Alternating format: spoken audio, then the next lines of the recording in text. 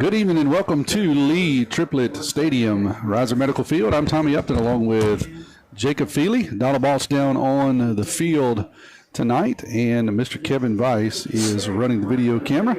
You're listening to the Pop Balls, Campers, and Cars pregame show. Tonight's going to be a big matchup between the homestanding Picayune Maroon Tide and the visiting Ocean Springs Greyhounds. Most polls, and sometimes you take polls with a grain of salt, but most polls, at least in our area in the south, have Ocean Springs at number 1 and Picayune number 2, or some of them actually have been flipped. But regardless, you're looking at the top 2 teams according to the pollsters this week, so it's WLOX's Game of the Week. They're here already gathering highlights.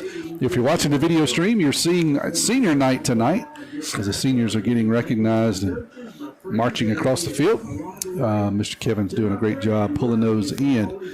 Head down to the field where Donald Balch is roaming. Sun's starting to go down a little bit down there, Donald, and I know you and Kevin are glad to get out of the direct sunlight, and man, it is a hot, warm day. What's the atmosphere like down there on the field so far? Well, there's a lot of excitement in the air because of the senior night, and so many of this team is seniors. I think they said something like 20 kids are seniors this year, so the wind is blowing, so that's a good thing. It don't seem to be quite as hot unless you're getting out in the sunshine a little bit more, but there is a little breeze blowing, even though the flag is not moving a whole bunch. So we're looking for a good night tonight, guys. I don't think the snowfall chance is very high, so we'll watch out for that just in case. You never know what happens here in South Mississippi, but I think we're safe from that tonight. Sitting to my left is Mr. Jacob Feely. Jake, it's good to have you back in the booth this week. It doesn't feel like football weather. You and I both been out of town. We were talking about business trips this week, and we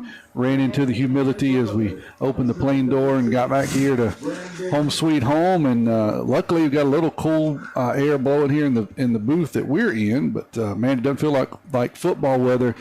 But I bet you're going to have a little football to cheer on tonight anyway. Yeah, should be a good matchup like you alluded to earlier, with Ocean Springs being arguably the number 1 team down on the coast, and Picayune being 1 or 2 depending on who you ask. It's a good point about the weather and how hot it is. I believe that only favors one team, and it's the team across the way from us in Ocean Springs. When they're 7A school, they're going to have a big roster. Todd has a lot of guys that play both ways, so hydration earlier in the week is going to be important. Hopefully we have all of that squared away before we kick the ball off tonight. Absolutely, and Jake's going to break it down much more detail for you guys here in just a few minutes. Our halftime guest on the Metal Building Supply halftime show tonight is a good one. That's Picayune Chief of Police Joe Quave. He'll be talking to Carrie, so make sure you tune in for that at halftime. Paul's Pastry Shop trivia question. We'll have that at the end of the first quarter, getting into the second quarter. Give you all that information then. 10 p.m., stay tuned right here on WRJW, whether you're on the radio or on the streaming app. For Friday Night Under the Lights, Funnel, Russ Robertson, Dr. Reed Vance, George Broadstreet, and Chris Saxton. I'll be calling in around 10:30 or so and giving a report on this game. When we come back, we'll hear from our head coach, Coach Cody Stogner, as he sat down with Carrie earlier in the week. You're listening to the Pop Balls, Campers, and Cars pregame show on WRJW 106.9 FM, 1320 AM. Also available via the WRJW smartphone app at WRJWradio.com. You can catch this stream, if you want to watch the video, with this audio playing over the top at PMHS Sports. That's YouTube at PMHS Sports. We'll be back after this word from our sponsors. It's fall, y'all, at Paw Paw's Campers in Picayune, and it's camping season. Temperatures are falling, leaves are changing colors, and prices are dropping. Check out this new 2025 Freelander 27QB Class C motorhome. This unit has a rear queen bed, bunks over cab, and is on a Ford chassis. MSRP $125,847, reduced to only $79,987. It's fall, y'all, at Paw Paw's Campers in Picayune. Having fun, selling fun. That's a good RV, Paw. Cody, perseverance is my word of the week. Yes, sir. That's right. That's a good one. Goodness gracious, what a ball game.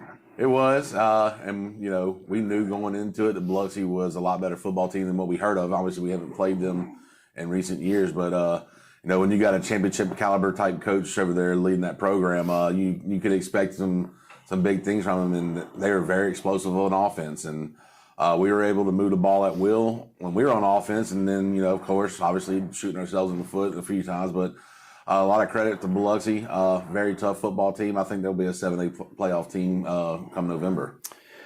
Opening drive, you're moving the ball. We get down here. Unfortunately, we drop the toss on fourth down, give it back to them. They go down and score you down 7-0. What's going through your head right there? That was first down. We were getting 10 yards of carry. Yeah. I mean, we had them outnumbered, and we got in a formation. I guess about the third play that we kind of wanted to get in, and we realized we had them outnumbered, and so we ran 59 power 6 times in a row. A.K. Burnett's tongue was hanging out, but it was just they were giving it to us. We were taking it 10 yards at a time, and we get down there, and then there was just a lack of focus. I mean, the pitch was perfect. It hit right in the hands, and I don't think you could have placed it any better on the tee, but that just comes down to all the stuff we talk about all the time, the focus and the effort and the stuff that we can control. So, I'm hoping we get that cleaned up, because in big-time ball games, stuff like that can really haunt you, because we go down, we score, now it changes the game, but now we fumble, would give them the ball. They march it right down the field and go up 7-0, so they stole a possession from us.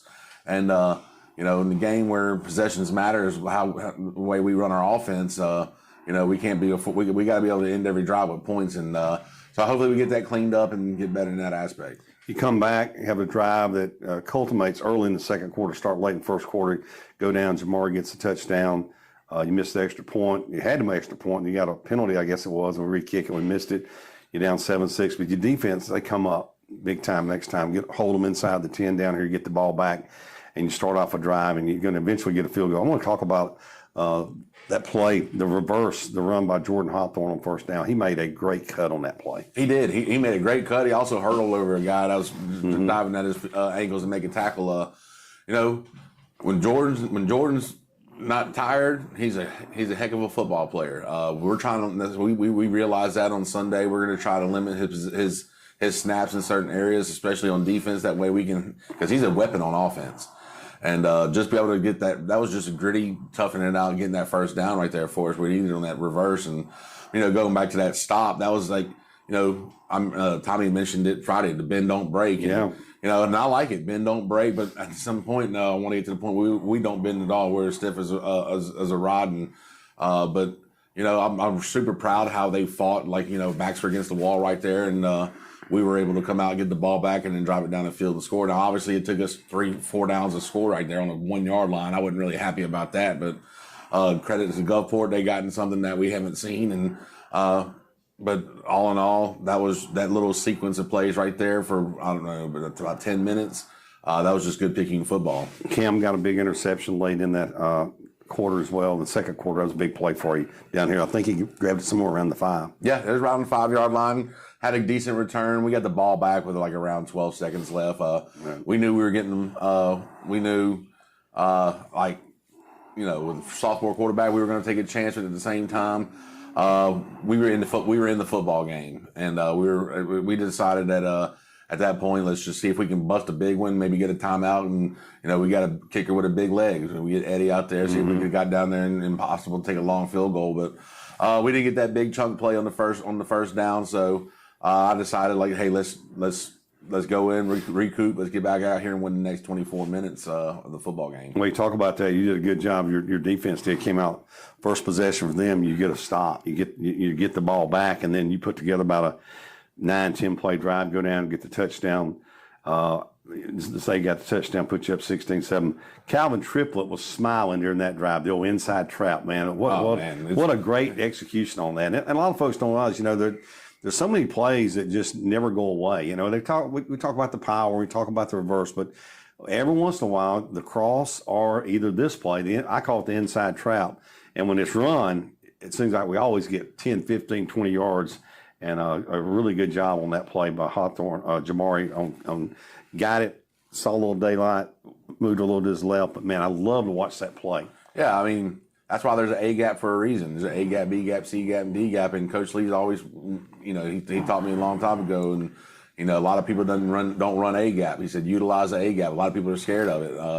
But, we got two really good athletic guards in there and two athletic tackles that get on linebackers. And, when you're not a team that you're not used to defending A-gaps and A-gap traps, that's why it's usually a big play for us. I mean, a lot of misdirection, especially if you're keying on one. You can't really key on one player on the trap. And I love it personally because it's downright get down straight ahead and just a lot of moving parts. But, traps have always been a big play for us. It's going to continue to be a big play for us. And every guy we got that runs it well. We actually, you said the cross, we ran the switch some other night, had some success with it. I called cross or called switch. We called them reading, keying the full. Last year so much, the switch wasn't a big play for us because everybody was keying the rail. I mean, so, now we caught them keying the fullback the other night, so we ran a switch and we had some success with it. And that's one thing about this offense is, Coach Feely and that staff over there do a good job of finding out, what's going to work. And it might take us a drive or two, but, looking at the game, I mean, we had, I don't know how many possessions we had, but, we only held Biloxi to 3 possessions per half, so 6 total possessions. So that's what we talk about is good Picayune football. Coach Hayden says it all the time. Our best defense is our offense on the field. So, I hope Coach Triplett's smiling down. Love having a 9, 10, 12 play, 10-minute drives, and that's just Picayune. That's what Picayune football is. Well, on that note, you had that one drive there. I think 4 different guys carried the ball, 10, 12 plays, sucked the wind out of this one, and kind of sawed it away. We put it up 23-14. And then, of course, they fumbled it. Colin K&B, as I call him, he jumped on it, and then you ran the clock out. 359 rushing yards, and you did that across 4 different guys that carried the ball, and all of them carried it well. Yes, sir, they sure did. And, all that credit really goes up to the guys up front. We were moving some people. Now, look, on film, we noticed big number 0 for Gulfport, for Biloxi, big joker in there at linebacker. But then around about the 3rd, 4th series, they stuck this number 6 out there we haven't seen, and my goodness, what a freaking ball player he was. I mean, he was a headhunter. He was striking. He was forcing. He was, we finally got. It took us to the second half to realize, hey, we might want to run away from that cat. He didn't look like much either. I mean, he might have been 5'6", probably 165 pounds, but that joker was a missile in there. And the guys, we got so much stuff that we can clean up and get better at, and that goes from all 11 of them. And and I love where we're headed because our preparation is just getting better and better every week. Talk about a couple of guys, of course, in this game. Kelvin Stallings, junior linebacker, led you with 8 tackles, had a TFL, tackle for loss.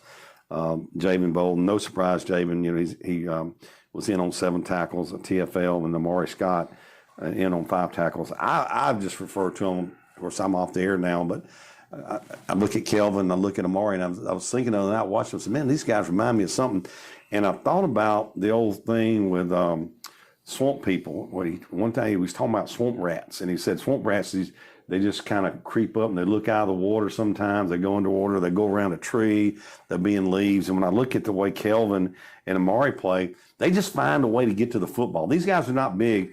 They got pretty good instincts. They do make mistakes, but they make up for it because these guys both move quite well. Yeah, they sure do. And, Coach Lawler does a great job with the inside linebacker core right there, and with those two, they're getting better and better every week. We knew with what kind of athlete Kelvin was. We knew we had to get him on the field somewhere in a spot that he can make a big impact. And there's no other place to make a big impact than playing Mike linebacker. And Amari's kind of one of those guys that he's kind of been waiting his turn. When he was here in 9th grade, he played. He was a fat thing. He played offensive guard for the 9th grade, and then when he was as a sophomore, we kind of had him on the scout offensive line and a little defensive line. But then his junior year, he got moved to fullback some. So he's kind of been that role player, spot player, supporting cast member. Now it's his turn, and just to see where he's come from his freshman year to where he is now, I'm so proud of him because he worked in silence. You never heard a word from him. You never heard any complaining about why he wasn't getting his opportunity. It was just now it's his turn, and he's taken full advantage of everything that he's earned, and that's been given to him. So it's so fun to watch when you see players progress from year to year, and to get how they getting better as to where he is now. And I don't know if you ever talk like Kelvin's a great kid. He's a little bit more energetic, outgoing. And Amari's a little bit more reserved and quiet, but soft-spoken, sweet kid, smart kid, good bloodline. Brother Broderick played quarterback. I was going to bring that up. Yeah, state championship. State championship in 2000. was it 13? 2011. 2011, the first one. 2011, and so I'm just super proud of those two guys from where me and Kelvin might have butted heads a little bit in the spring, but he's taken coaching well, and Amari, just to see his progress of what kind of high school football player he's becoming. Yeah, good bloodline right there for sure. Ocean Springs, well coached, always seems to be the class of 7A on the coach. We play them every year. It's always a war. It's always a war, and just talking with Coach Bramlett yesterday, we both agreed that this game is just going to continue to make us better, because the way we look at it, we expect ourselves to play late November. They expect themselves to play late November. Right. So, I mean, this is week 4. We're probably about to play for a South State championship this week, and that's how we've been kind of approaching this week. Is this is what it's going to be like, and hopefully day after Thanksgiving, it's going to be a type atmosphere like that, a type team like this. And that's what Coach Bramlett relayed the message back to us, to his team, saying this is, if we want to make it deep and run, this is the type of grit and fight we're going to have to do. And just so much respect for him and what he's done over there and what they're doing. Man, they're good. You turn on the film offensively, they're one of the most dangerous teams I think I've seen in a long time. They can hit you in so many different ways. I mean, they've got the big running back, they've got the Whitehead kid who about it. I just hope he can't kick, because he can probably do everything else. And not to mention, to me, the most underrated best player on their team is number 10, the tight end. I mean, to go along with a massive and just great. They said we're treating this as, hey, this is if we want to get to where we want to get, this is the type of game we got to perform well in and take care of what we can take care of. Played without Colt Robinson last week. Right, he's used official misinterpreted or missed whatever on the thing with Nolan. Nolan will be back playing. That was definitely not a punch on the film. Bared that out. He'll be back. So it's good to get those two guys back. Nolan for 2 games, and it's good to get Colt back. He got some good news also. Absolutely, and it's a shame when grown men have the power to make calls in a couple weeks because of a biased call that they probably thought to themselves. And but yes, we got the state got the chance to look at it. The White Hat made it right. He got to watch the film, and and we said, Noel's one of the sweetest kids you'll ever be around. Good youngin'. And but everything was, we got that fixed, and then Colt got some good news yesterday. He's going to be back. He kind of practiced a little bit Monday. Had to go to see a specialist yesterday. He'll be back at practice today. But kudos to Tanner for stepping in and filling in that void. And you're still going to see a lot of Tanner still too. I mean, hey, it was a blessing in disguise. He got to get in there and play for 48 minutes. So especially going through forward, we definitely want to work him in there, because we want to keep him fresh as well in case anything ever happens. And right. And it's just going to make him better for the future for his junior and senior year as well. So really proud of how those two work with each other. Cole was Tanner's biggest fan on the sideline Friday night, and that's fun to see, and especially that's just senior leadership right there. Absolutely. But yeah, we're excited to have those guys. I mean, they're pretty much part of the heart and soul of this team. Along, we got a calendar somewhere in here counting down the days for Macon to get back. But I mean, he's running around here like a Hell's Angel in that little scooter around here. We told him we're going to have him have halftime entertainment racing around the track. So, but might need a police. I was thinking the other night, I watched him on film. Might need a police escort. I'm not kidding. I'm just trying to make sure he doesn't get out there and put a helmet on with that scooter, because I know he's dying and itching to get back out there. But his time will come when he gets healed. But big challenge Friday night. So we get to have just about all of our bullets in the chamber, and we're going to need them, and we're going to need everybody. And I hope everybody shows up, because this is definitely a playoff type game. It is. Coach, good luck to you. Appreciate your time. Ocean Springs, Picayune. It's going to be a good one here tonight. Yes, sir. Roll Tide. Hey neighbors, we're not that far from where you are. Make that short drive to Paw Paw's Campers in Picayune and see our Wildwood, Catalina, Sportsman, and Zinger trailer lines, and our Rockwood and Heritage Glen fifth wheel lines. From Houma to Hammond, Biloxi to Jackson, and Mobile and Pensacola, we're not that far from where you are. Come and see us. You're gonna love the way we deal. Paw Paw's Camper City in Picayune. You're gonna love the way we deal. That's a good RV, Paw Paw. Welcome back to the Paw Paws Campers and Cars pregame show. I'm Tommy, along with Jake, Donald, and Kevin running the video tonight. here at Riser Medical Field at Lee Triplett Stadium. Senior recognition is taking place. Currently they're having the prayer, and then they'll get started here with the national anthem in just a few minutes, and we'll be ready for the coin toss. Sponsored by Traffic Jams tonight. We'll have that here in just a few minutes. Jake, get your thought. We had a lot of good conversation there. It's always good to hear from Coach Cody. Interesting week this week. He talked about Nolan and a missed call, but fortunately got that right. Have the quarterback back this week. So, other than, maybe Macon, which is a huge loss. I don't want to minimize that. That's a huge loss for the team just from his leadership perspective, not even talking about his talent. Getting a little healthy. But going to be a tough one. You mentioned it earlier before Coach Cody's conversation, and that's one of the disadvantages we have playing some of these larger teams is they have very few kids going both ways. We're going to have 6, 8, 10 folks that's going to touch both sides of the football on a 85-degree night. It adds up. Yeah, for sure. I mean, when you look over at these 7A schools, it looks like they travel them as a small army. I mean, they bring 3 or 4 buses. Usually when we show up to an away game, we're on one bus. And the seniors still get a seat to themselves. So, yeah, with it being this hot weather, it's good for the Tide in that injuries are not the headline, right? Like we have, other than Macon, we have everybody that we need to have for a game like this.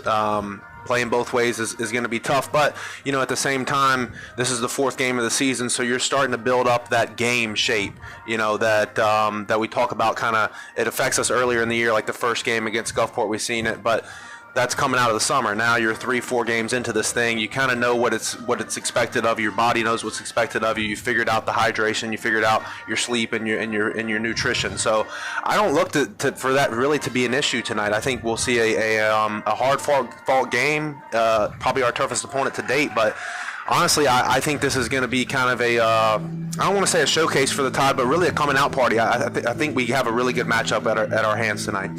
You got some interesting stats you were looking over before the game for the Tide. Usually you kind of have a bell cow that carry one guy kind of stands out above the rest, but kind of been running the football by committee. What stands out to you so far about the stats you've reviewed on Picayune? Yeah, positively, like you said. So Xavier Dennis is obviously our bell cow. He's got 51 carries for 140-ish yards per game, but after that, it's really a 50-50 split between the 2 Hawthorne guys. I mean, it's 21 carries for Jordan, 25 carries for Jamari. They average around 55 to 60 yards per game. So that's a really good sign for Xavier Dennis, especially as we get into district play in this long season, that he's not getting 75 to 80% of the touches. It's really more of a 50-50 split. And, maybe that does pick up or start to weigh a little. He starts to get more of the carries as the season goes on, but early in the season it's nice to see that he's not having to have 75 to 80% of the carries on his shoulders. So the coin toss tonight is brought to you by Traffic Jams. For all your car and audio and security system needs, go see Cole Tarnock. I can't get that out tonight. And his experienced team in Traffic Jams, located on 422 Highway 11 North, across from the Amtrak station. Thank you, Cole and crew at Traffic Jams, for sponsoring our coin toss. We'll step away and hear a word from Cole. We'll come back. We'll head down to Donald as teams are getting ready to head out to midfield now and take care of that coin toss. You're listening to Maroon Tide Football here on WRJW. When you need audio or lighting for your vehicle, your off-road adventure machine, or your boat, trust the name and people who have been the go-to place in Picayune for over a decade. Traffic Jams has demonstrated their expertise since 2008, and people keep coming back because they trust them. Why gamble with other places that do audio, sound systems, and lighting as just another job, when you can go to the experts who know the importance of every detail in every customer's request? Cole and the crew will take care of you. Don't put yourself in a jam. Go to Traffic Jams and be assured your expectations, your vision, the way you may want to see it and hear it, are put in place. When your ride's appearance and upholstery needs a little touch of excellence, a little shine to make it fine, then call 601-889-9570 or stop by 201 Highway 11 South in Picayune. Come on over to great products installed by great people at Traffic Jams in Picayune. Traffic Jams, now offering window tint. So it looks like both sets of captains are there. Picayune has sent out all of the seniors behind the captains, so it looks like we're invading Ocean Springs at midfield. But the captains themselves has stepped aside, and they're talking to the officials now, getting the final word. And we'll head down to Donald here in just one moment. Looks like they're going to make the call. And so, Donald, come down to you for the traffic jams coin toss results. Picayune wins the toss and defers to the second half, and they will be kicking from the clock. So there we go. Thank you for that, Donald. You have a hello list while you got your mic on? I do. I'd like to say hello again to my mother-in-law and Lane Balch. Also, I better say hi to Timothy because he got on to me last week about not calling him out. Our brother Tom, John Willerton, Roger Walters, Mark Shear, and somewhere, I guess he may be in San Diego, just where you left from, maybe. There you go. There you go. So I'll go to Jake here in just a minute. The teams are starting to run out. I'll go ahead and get my hello list out. Hello to Tyler and Paul, of course, listening back in Hippo. You guys are doing well. Hello to my little grandsons, Lance and Nash. Both got a picture of them. They're watching the TV, and they see the video stream and hear Pop on the TV. Hey, guys, love you. I love your parents pretty good, too, but I'll say specifically hello to the grandbabies. So 70-30 run-pass split. So 70% of the time, they're handing the ball off. They're not looking to really air it out, so to speak. But I do think your cat guys for Ocean's about 10. He's a big tight end. He's like 6'3", 230 pounds. They like to run him across the middle. It's a bad matchup for the linebackers. Somebody I look to see them try to get the ball to. 13's a running back. He's a really good athlete. From there, like run the ball, control the clock. Defensively, I think you got to be responsible in the back end. Know who your man is. Don't give up the big play. They do like to. When you look at kind of their two top receivers, they're averaging like 20. Thank you to Southgate Construction tonight for sponsoring our video stream. Mr. Jeremy Spears and crew, we appreciate that. Edgar Cruz is going to tee it up on the right hash mark. Also want to say one special hello to Mr. Kurt Gerald and crew listening up at the camp. Appreciate you guys tuning in. Edgar's going to key it up on the right hash mark at the 40. He'll be running left to right as you're viewing and also on your radio dial. Ocean Springs going to have a couple guys deep back around the 9-yard line. Edgar's going to kick this one short. That's going to fall in no man's land down around the 35. It's bobbled but pulled in. And that's kind of a kick. He's kind of got it mastered. It's like right between the numbers and the boundary. So like you said, no man's land between that first and second line. And the guy from the first line actually went back and did like a Willie.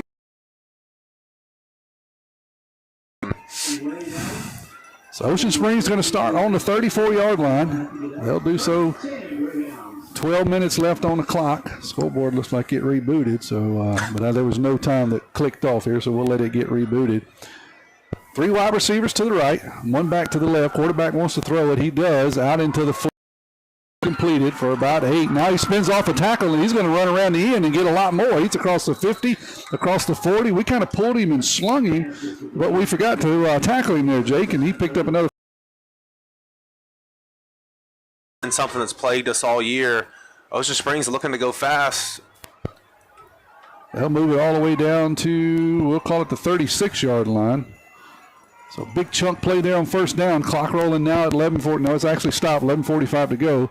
Wants to throw a bubble screen out to the left. He's got that completed. A lot of running room around the left side. It's a foot race to the end zone, and they're going to push him out of bounds inside the 10-yard line. And listen, they're kind of taking advantage of a weakness that Todd has had all season. Right there, you see them throw that little bubble screen, and we give up our outside leverage. We have nobody that's covering the outside of the field there. Everybody just kind of gets trapped back towards the line of scrimmage, and they turned it upfield on us for a quick little 20-yard gain. 30 yards officially going to be a handoff. No, he's going to pull it back and wants by the throw. It was a zone read, yeah, and they pushed into the end zone, and they made that look easy, Jake. Way too 3 easy. plays, a 6-yard TD, and Ocean Springs is almost giving the Mossy a Picayune drive summary, but it's not going to be a whole lot to this one. Wow, that's all I can say. Wow. He's on for the PAT. Kick is up, and it is good. 7-0 is the score. We'll be back here. 30 seconds. Nobody protects you from mayhem like Allstate. I'm thick-cut bacon sizzling on your stove. And while you were over there smearing your bagel, this little piggy went on a splatter spree. And if you don't have the right home insurance coverage, you'll be crying wee, wee, wee over this fire in your home. So get Allstate. Jason Pygott has offices in Picayune. Make sure you have the right coverage. Give the Pygott Agency a call today. 601-798-7005. Subject to terms, conditions, and availability. Allstate Vehicle and Property Insurance Company. All right, Jake, how about that Mossy Picayune drive summary? It didn't take long. No, not at all. It took 29 seconds. They covered 66 yards, and the touchdown was a 5-yard scamper. I mean, it was 30-30, and then the 6-yard run. So 2 30-yard pass plays and a 6-yard run, and they just ate Picayune's lunch up. I know Coach Seth will be making some adjustments there. Here's the kickoff from the middle. Up at around the 5. Got a lot of room straight up the middle. That is Stallings, and Stallings is going to bring it out. Fortenberry. Fortenberry is going to bring it out across the 40. So nice pickup there. Had a lot of running room. Yeah, it was a nice job by the kick return team, just kicking everybody out, opening it up, parting the Red Sea for him. He hits the hole fast, gets it down inside the 40. Behind Colt Robertson, one wide receiver to the right. Tide's on their own 42 in the middle of the field.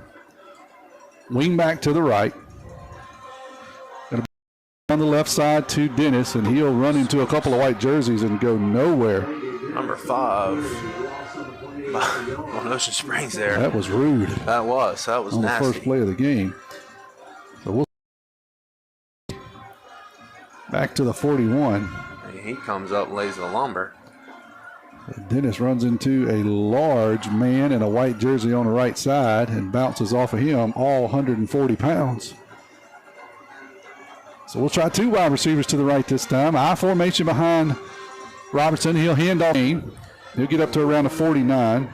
Yeah, so tackle there was number 4, Brody Science, and he's one of the guys I had wrote down before the game. Is on the defense side of the ball. We call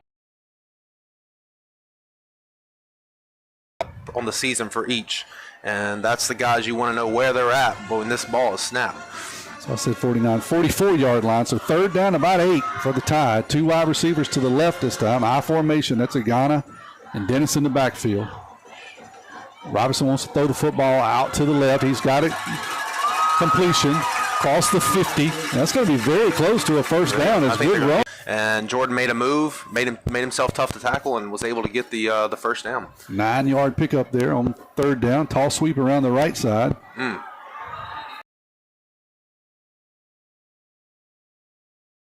Or is that Dennis? That was Dennis. Dennis again. He didn't go anywhere. No, they're going to give him a loss of about 2 generously. Luckily, they blew that whistle. Head down to Donald for a Picayune eye clinic. Playbook on defensive side of the ball and teach some new things because they don't see this kind of offense. So right now they're holding up pretty well. See what happens. Second and about 12. Ball's got to hand it to him on a jet reverse, and he slips down. That's Hawthorne. He had a little bit of head of speed, Jake. I thought maybe he could have turned the corner and got a little something, just and he falls down for a minimal gain, maybe 1. Yeah, I gave him 1 there. Like you said, we are able to get outside. Listen, Ocean Springs got a one technique in there. He looks like a vending machine from up here, and he's just tough to move. Space, and listen, they got good linebackers behind them as well. So this is going to be interesting to see where the Tide finds room to run. Another 3rd and long here for the Tide. Going to be a toss around the left side. This is Hawthorne. He's going to get across the 45. A respectable 4th down, but still long. It'll be 4th and about 7. Kind of no man's land. I expect the Tide to go for it here. We'll see. It's an interesting call because, listen, I mean,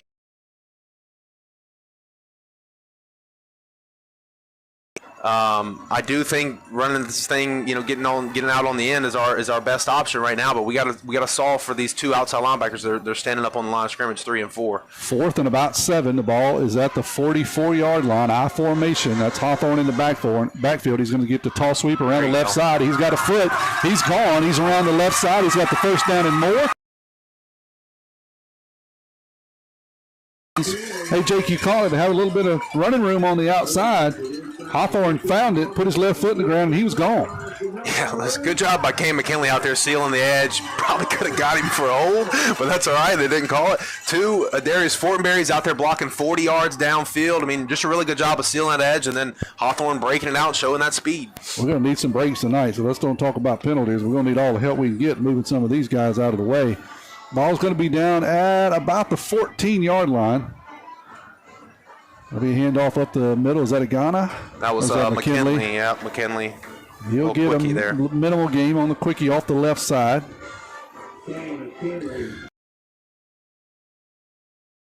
That A-gap with the quickie, especially when they have these big defensive linemen, you can kind of run right by them before they even realize what happened. We'll give him 3 on that officially. Second about 8. Clock still rolling, 7:10 to go in the opening quarter. Tide trails 7-0. First drive for the Tide here. Toss around the right side. That's Dennis again. He's going to get stood up, but he falls forward across the 10. They'll bring up 3rd and reasonable here, about 4 for the Tide. I want to thank you for our first quarter sponsor, District 108 House of Representatives Stacey Hopgood Wilkes, proud supporter, alumni of Picayune Maroon Tide. Good for Pearl River County, good for Mississippi. Stacey cares about you. Stacey cares about Pearl River County. 3rd and about 4. Got to get down to the 5. Sitting at around a 9. So 3-yard run there by Dennis. Interesting 3rd down here. Clock still rolling. Under 6 minutes to go. The heat timeout should come after this play. That'll be a toss to around the left side of Dennis. He turns it up. He's got a lot of running room, and he's in there untouched. Goes off the left side. That was a good kick-out block. Was that the fullback or the wingback? We'll get a good look at it here on the replay. It was a good kick-out block, and Dennis gets in for the first score of the night. Yep. McKinley. McKinley, and just the power there. We follow A.K. Burnett up through the hole. He doesn't have to block anyone. You know that's going to be a good play when that happens. Escorts Dennis into the end zone. Good answer by the Tide.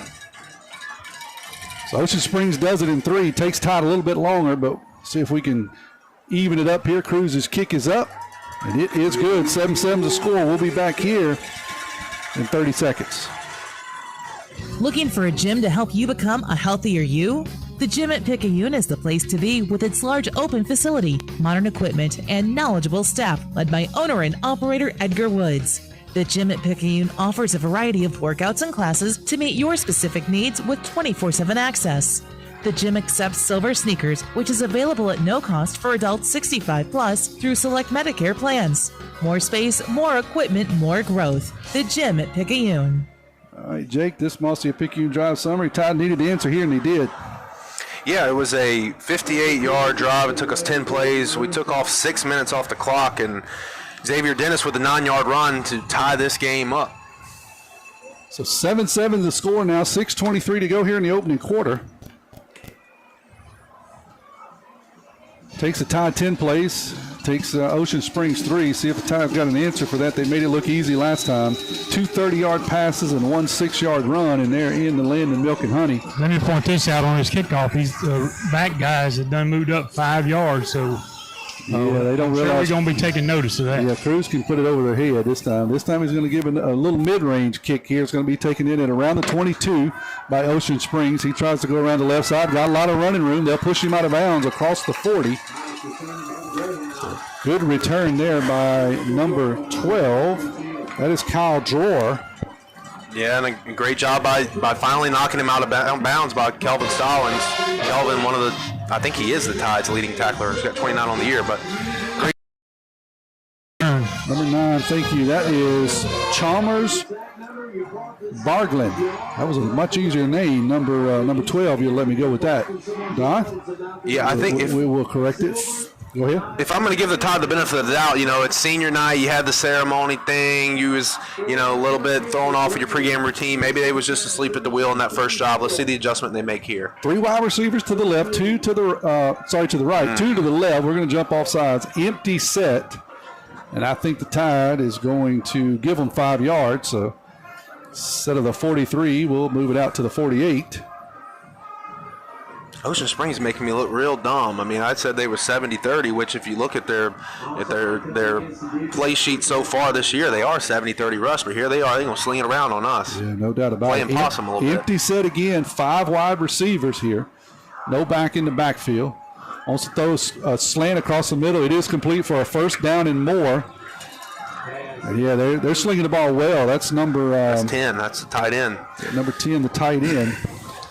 He's your cat guy. Like if you're on defense, I want to know where that cat is. That's who's got that cat because he's an impressive athlete. 12-yard catch and throw there down to the Maroon Tide 40.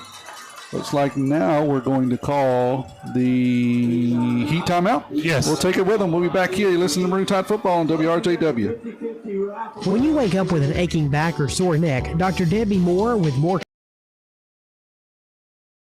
changes in your sleeping position to alleviate unnecessary strain on your body. According to the American Chiropractic Association and Dr. Debbie Moore, it's best to sleep on your back or side because laying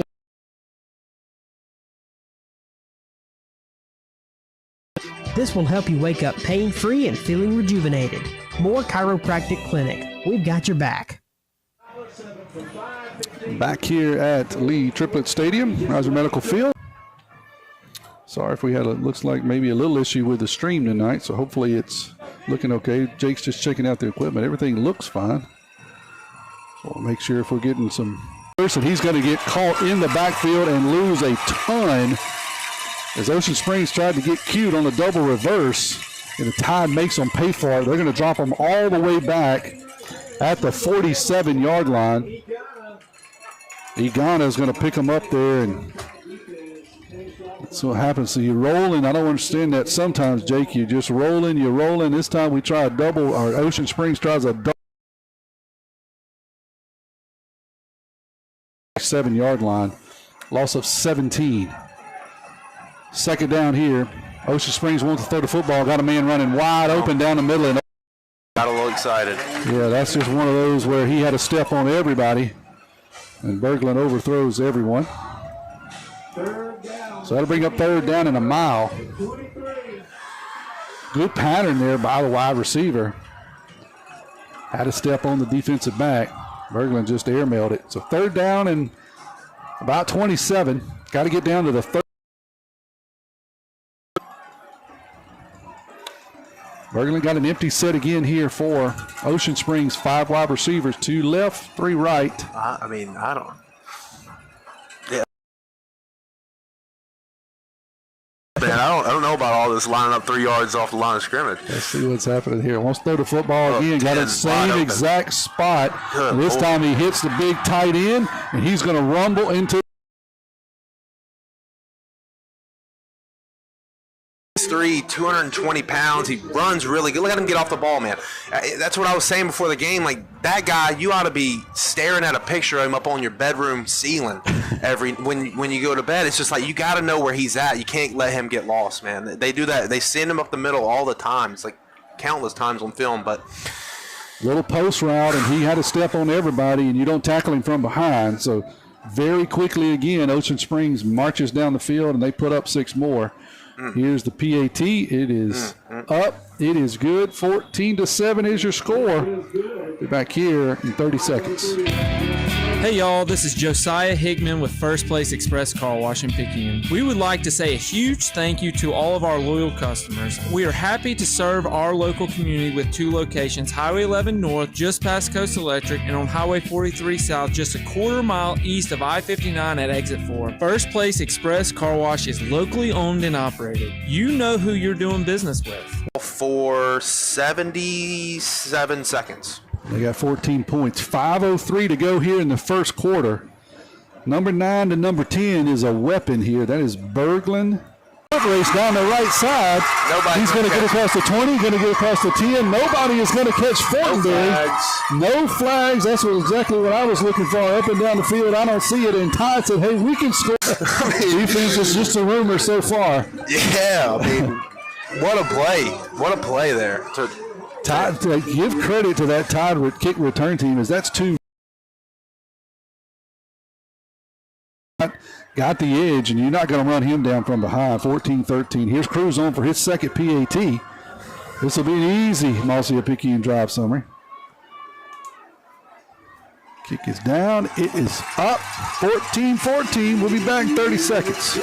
Craving a breakfast toaster or French toast sticks? Make it a meal and step up your breakfast with tots and a cold beverage. Sonic Drive-In has the perfect portable breakfast, and it's the perfect way to start your day. And at Sonic Drive-In in Picayune, you can stop by anytime because breakfast is served all day. Sonic Drive-In of Picayune on Highway 11 just north of Highway 43 North. Start your day Sonic style with happy eating at its best. That's what you get at Sonic Drive-In of Picayune. Destination delicious.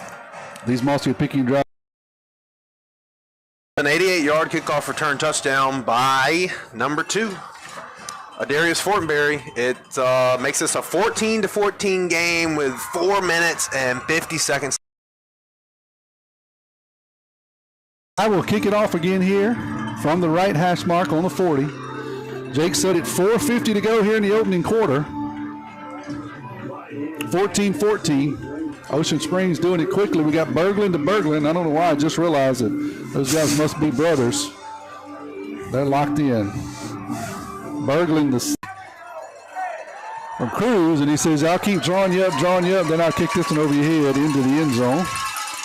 And so Ocean Springs will come out at the 25. They'll do so with 4:47 to go. I want to thank our first quarter sponsor, District 108 House of Representative Stacey Hopgood Wilkes, proud supporter and alumni of Picayune Maroon Tide. Good for Pearl River County, good for Mississippi. Stacey cares about you. Stacey cares about Pearl River County. Yeah, on that kickoff, they had done drifted up to the 15, so they was paying attention to it and giving him the signal which way to go when he kicks. Yeah, I was just waiting on that. He just kind of suckered them in here a little bit, gave them the levels. Level 1 the first time, level 2 the second time. That one he kicked it midway into the end zone. So Berglund's got one back to his right, 3 wide receivers to the right. Take the ball over at the 20, going to hand it off on a little zone read up the middle. That's number 13, Solomon Baggett. Baggett will get about 5.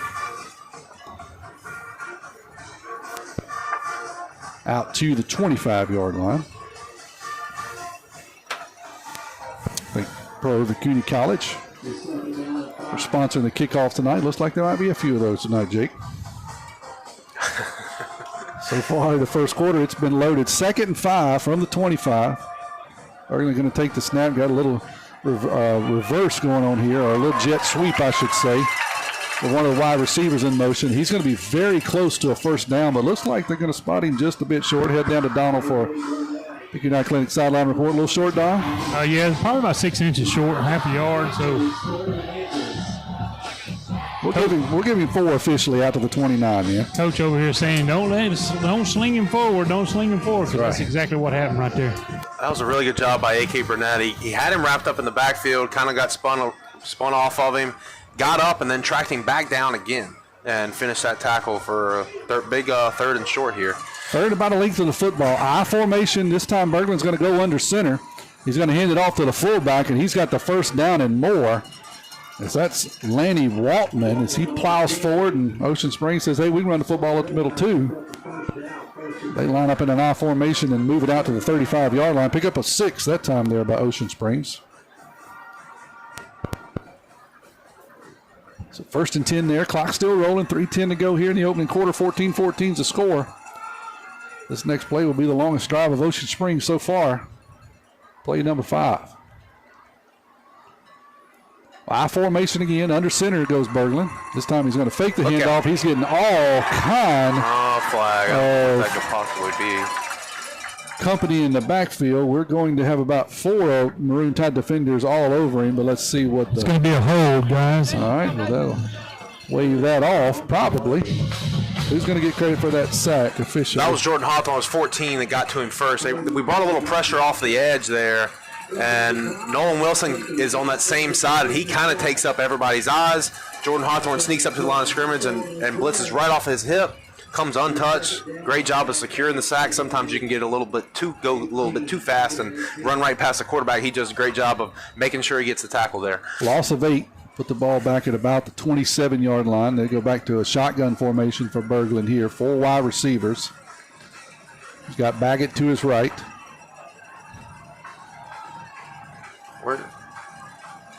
See where the big tight end is. I'm looking for him too. He wants to throw the football. Got plenty of time. He's going to roll to his left. He's going to get a holding call there. He's going to get a big gain, he being the quarterback.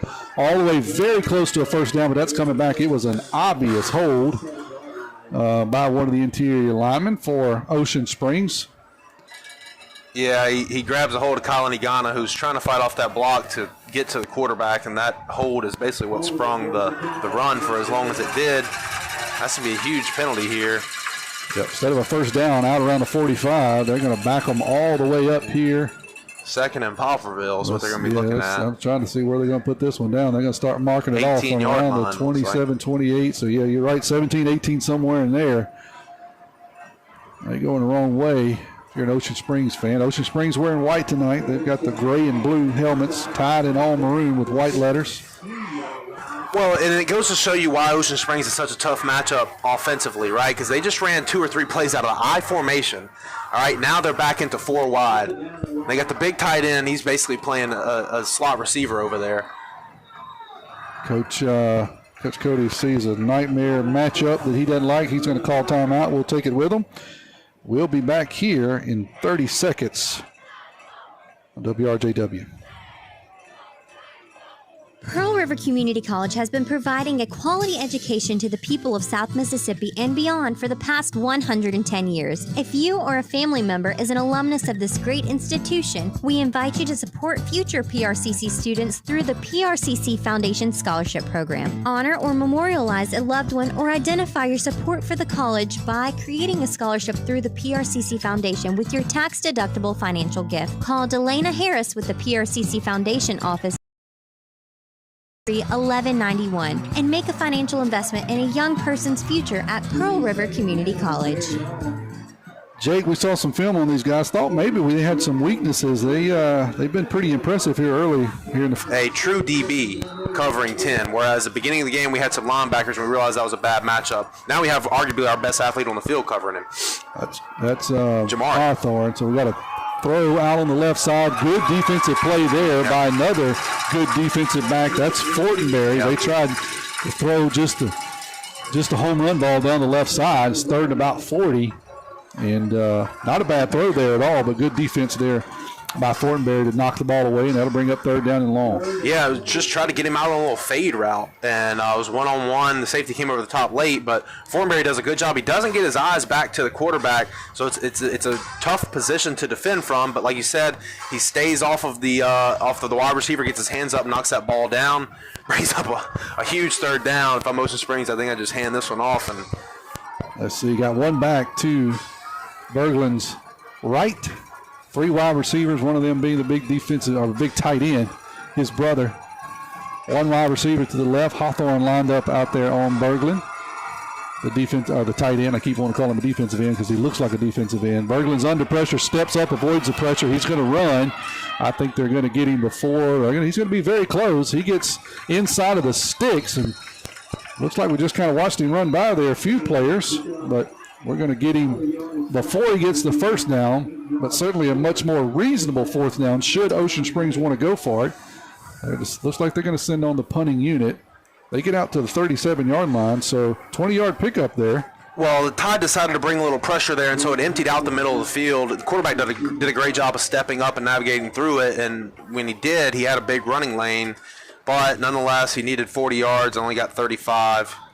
Nice punt there by Ocean Springs. Hawthorne is back to receive it. He's going to let it fall at the 25. At the 20 is going to get inside the 15 and roll down there, and that's where the Tide will take over with 1:23 to go here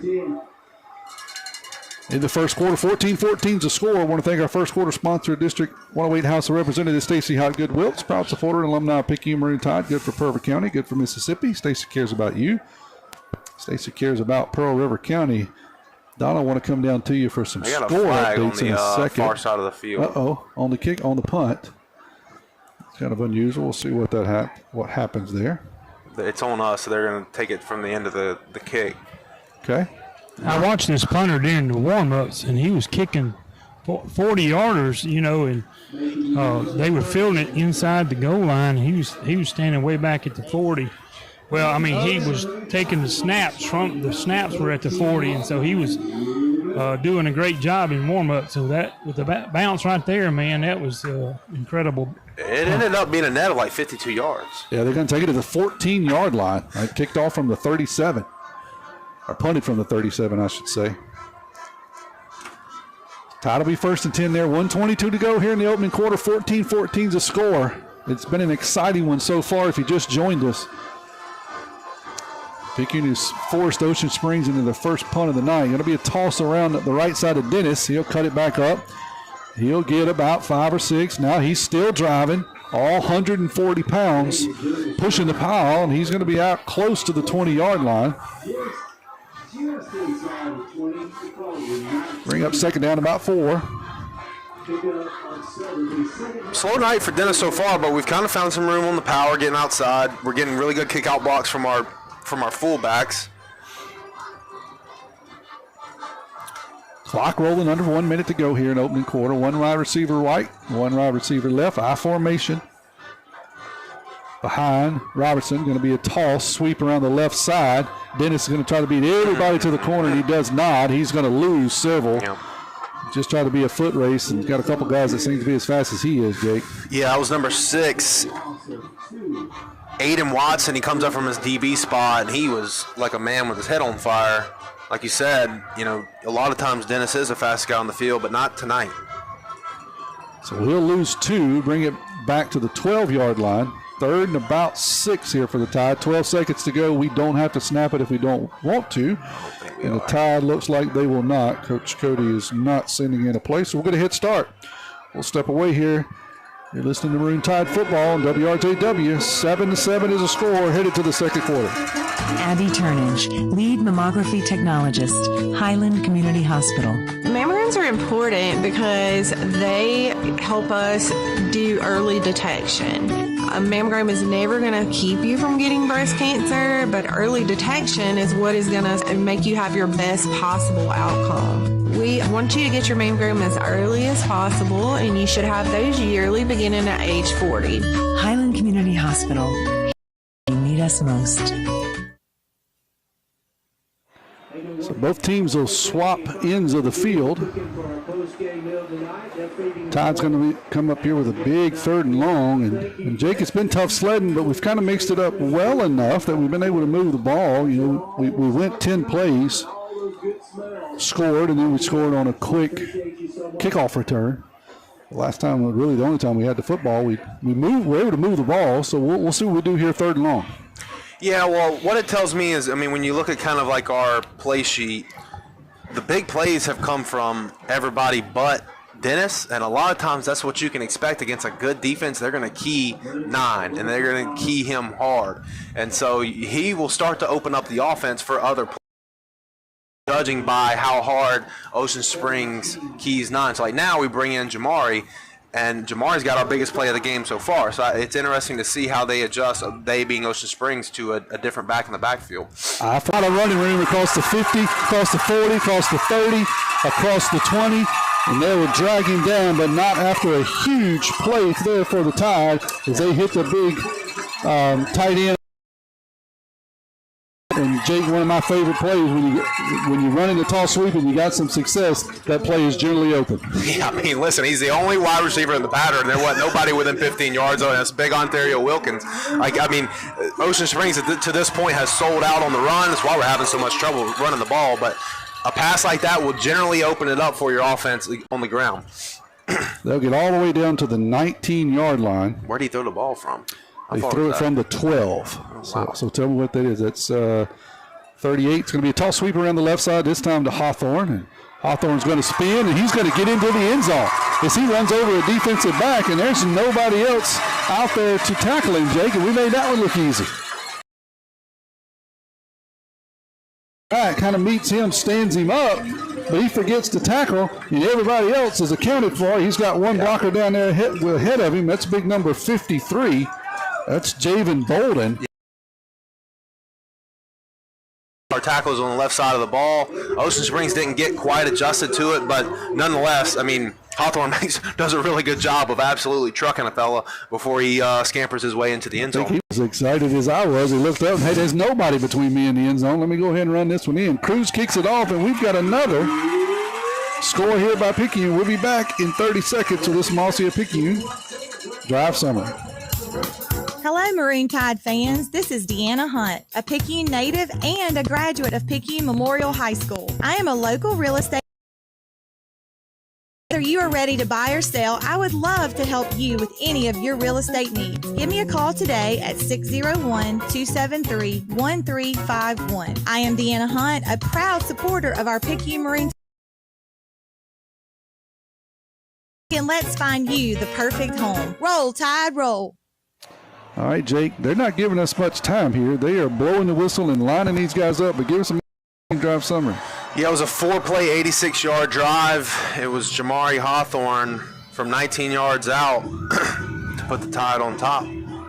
21-14, set up by my tally. I don't know what you have. It was a 68-yard catch and run by big number 41, Ontario Wilkins there. Yeah, I love the play of him, and by the time they turned around and realized their mistake, Wilkins was rumbling down around inside the 30. They run him down from behind, but not before a huge pickup set up the toss sweep. Here's a kickoff by Cruz. Kicks it off on the right side. He's going to kick this one about 3 yards deep into the end zone. I want to thank our second quarter sponsor, Jolene Houston, proud supporter of Picayune Maroon Tide, asking for your support on November 4th. See you at the polls. Roll, Tide, roll. So Ocean Springs will take over with 11:21 to go here in the second quarter. 21-14. Tide leads it, their first lead of the game. Ocean Springs is going to take over at the 20. I'll give you a Paul's Pastry Shop Mardi Gras Cafe trivia question here in just a second. The number to text is 601-590-5950. 601-590-5950. Text your name and the answer. Your name and the answer here.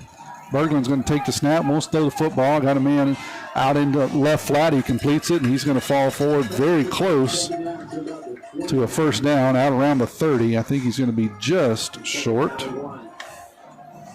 He'll pick up 9. Tide's playing off. A lot of respect for the receivers here, Jake, and they've kind of taken advantage of these little underneath routes. Yeah, which is what they should do until you can adjust. Problem is you can't really adjust because you don't want to get beat deep, and they've shown the tenacity to beat us deep. Inside zone run there by Ocean Springs. He's got the first down and more. They're going to hit him at the 40. They're going to bounce off of it. He's going to bounce off of them. As I think everybody with a maroon jersey hit him, and we finally knocked him down out around the 45-yard line. We had the chance to get him after about a 3-yard run, after about a 6-yard run, after about a 10-yard run, and finally we'll knock him down out at the 44-yard line. He's going to get first and 10 there. Berglund wants to throw the football again. Got a man in double coverage, and that's batted away. Good coverage there by the Tide. Paul's Pastry Shop, Mardi Gras Cafe, 590-5950. Your name and the answer. Who is the only player to win a Heisman, a college national championship, an NFL MVP, a Super Bowl, and a Super Bowl MVP? Who's the only player to win a Heisman, a college national championship, the NFL MVP, a Super Bowl, and a Super Bowl MVP? 601-590-5950. Berglund's going to hand it off on a zone read, and there comes Maroon Tide in the middle. Who was it? God, I said I've had enough of that noise up the middle. He comes in there in a bad mood. He hits the ball carrier as soon as it's handed off. He blows that play up, and Ocean Springs will lose about 4. I've said it many times. That's my favorite player on our football team. Kid's a sophomore, and it doesn't get much more impressive than what he's doing as a sophomore. That's an unbelievable play. Super explosive. Wraps him up. There ain't no missed tackles. Great job. Big third down. Yep, big third down here. Clock rolling, 9:40. Tide on top, looking for the big tight end here. This is where they like to seek him out. Brother to brother, Berglund to Berglund. Berglund wants to throw the football, got a lot of pressure, sets up the screen. They've got it set up well. Tide's got a chance to stop it, and they miss it. Now he's got a first down and more around the left side, and they finally run in bounds out around the 30. That's, who's at number 13, right? That's 13, yeah. That's Baggett again. He's a tailback. They just sneak him out of the backfield, set up the screen very well, and that was ugly for the Tide. Tunnel screen, gets us caught in man coverage. You've seen them empty out kind of the box there when they put that man in motion, left really nobody to cover the back, and if they did, he got caught up in the screen traffic. 13's really low to the ground. He's tough to tackle. You see we kind of hit him up around the hips, and he just bounces right off of it like a pinball and keeps rolling. Put the ball all the way down at the Tide 32-yard line. 1st and 10 there. Got 2 backs right now in the backfield with Berglund. One of them is Baggett. The other is Waltman. Shotgun formation. Going to hand it off to Waltman on a little sweep around the left side. He's got the first down and more. They'll get it down inside the 20. Ocean Springs is just methodically marching down the field. They're just really well balanced on offense, and when they decide to open it up in the air and get us out in space, we're just kind of struggling to match up man for man with them. They'll get it down inside. We'll say put it at the 20. So 1st and 10 at the 20-yard line of the Tide. 6th play of the drive. 1 back in the backfield. Going to hand off to Waltman again. Same play off the left side. This time he's got 10 more yards. And they'll get him down inside the 10. It'll be 1st and goal for Ocean Springs around the 5. If you watch this replay here, they're going to empty out the box. It's in 13 in motion. You watch our linebacker kicks out to follow him. It leaves a 5-man box. Well, they got 5 offensive linemen and then in the running back. So 5 on 5 plus their running back is 6. They have numbers, and it's going to result in those big gains like that every time. So 1st and goal from around the 6 is where Ocean Springs has it now. They're going to run the same play again, sweep off the left side to Waltman, and he's going to be right at the corner of the end zone, touchdown. So 3 Waltmans off the left on a little sweep, and they run it into the end zone. Well, this is an impressive play here. You watch that backside guard pull around there. He gets out in space, cleans up the traffic. Waltman does a good job of just kind of running over a guy as well. But really impressive job establishing the run here from Ocean Springs. Ocean Springs answers quickly. We'll give you the drive summary after this PAT attempt. Snap is back. Kick is up. It's good. We'll be back in 30 seconds. You're listening to Maroon Tide Football.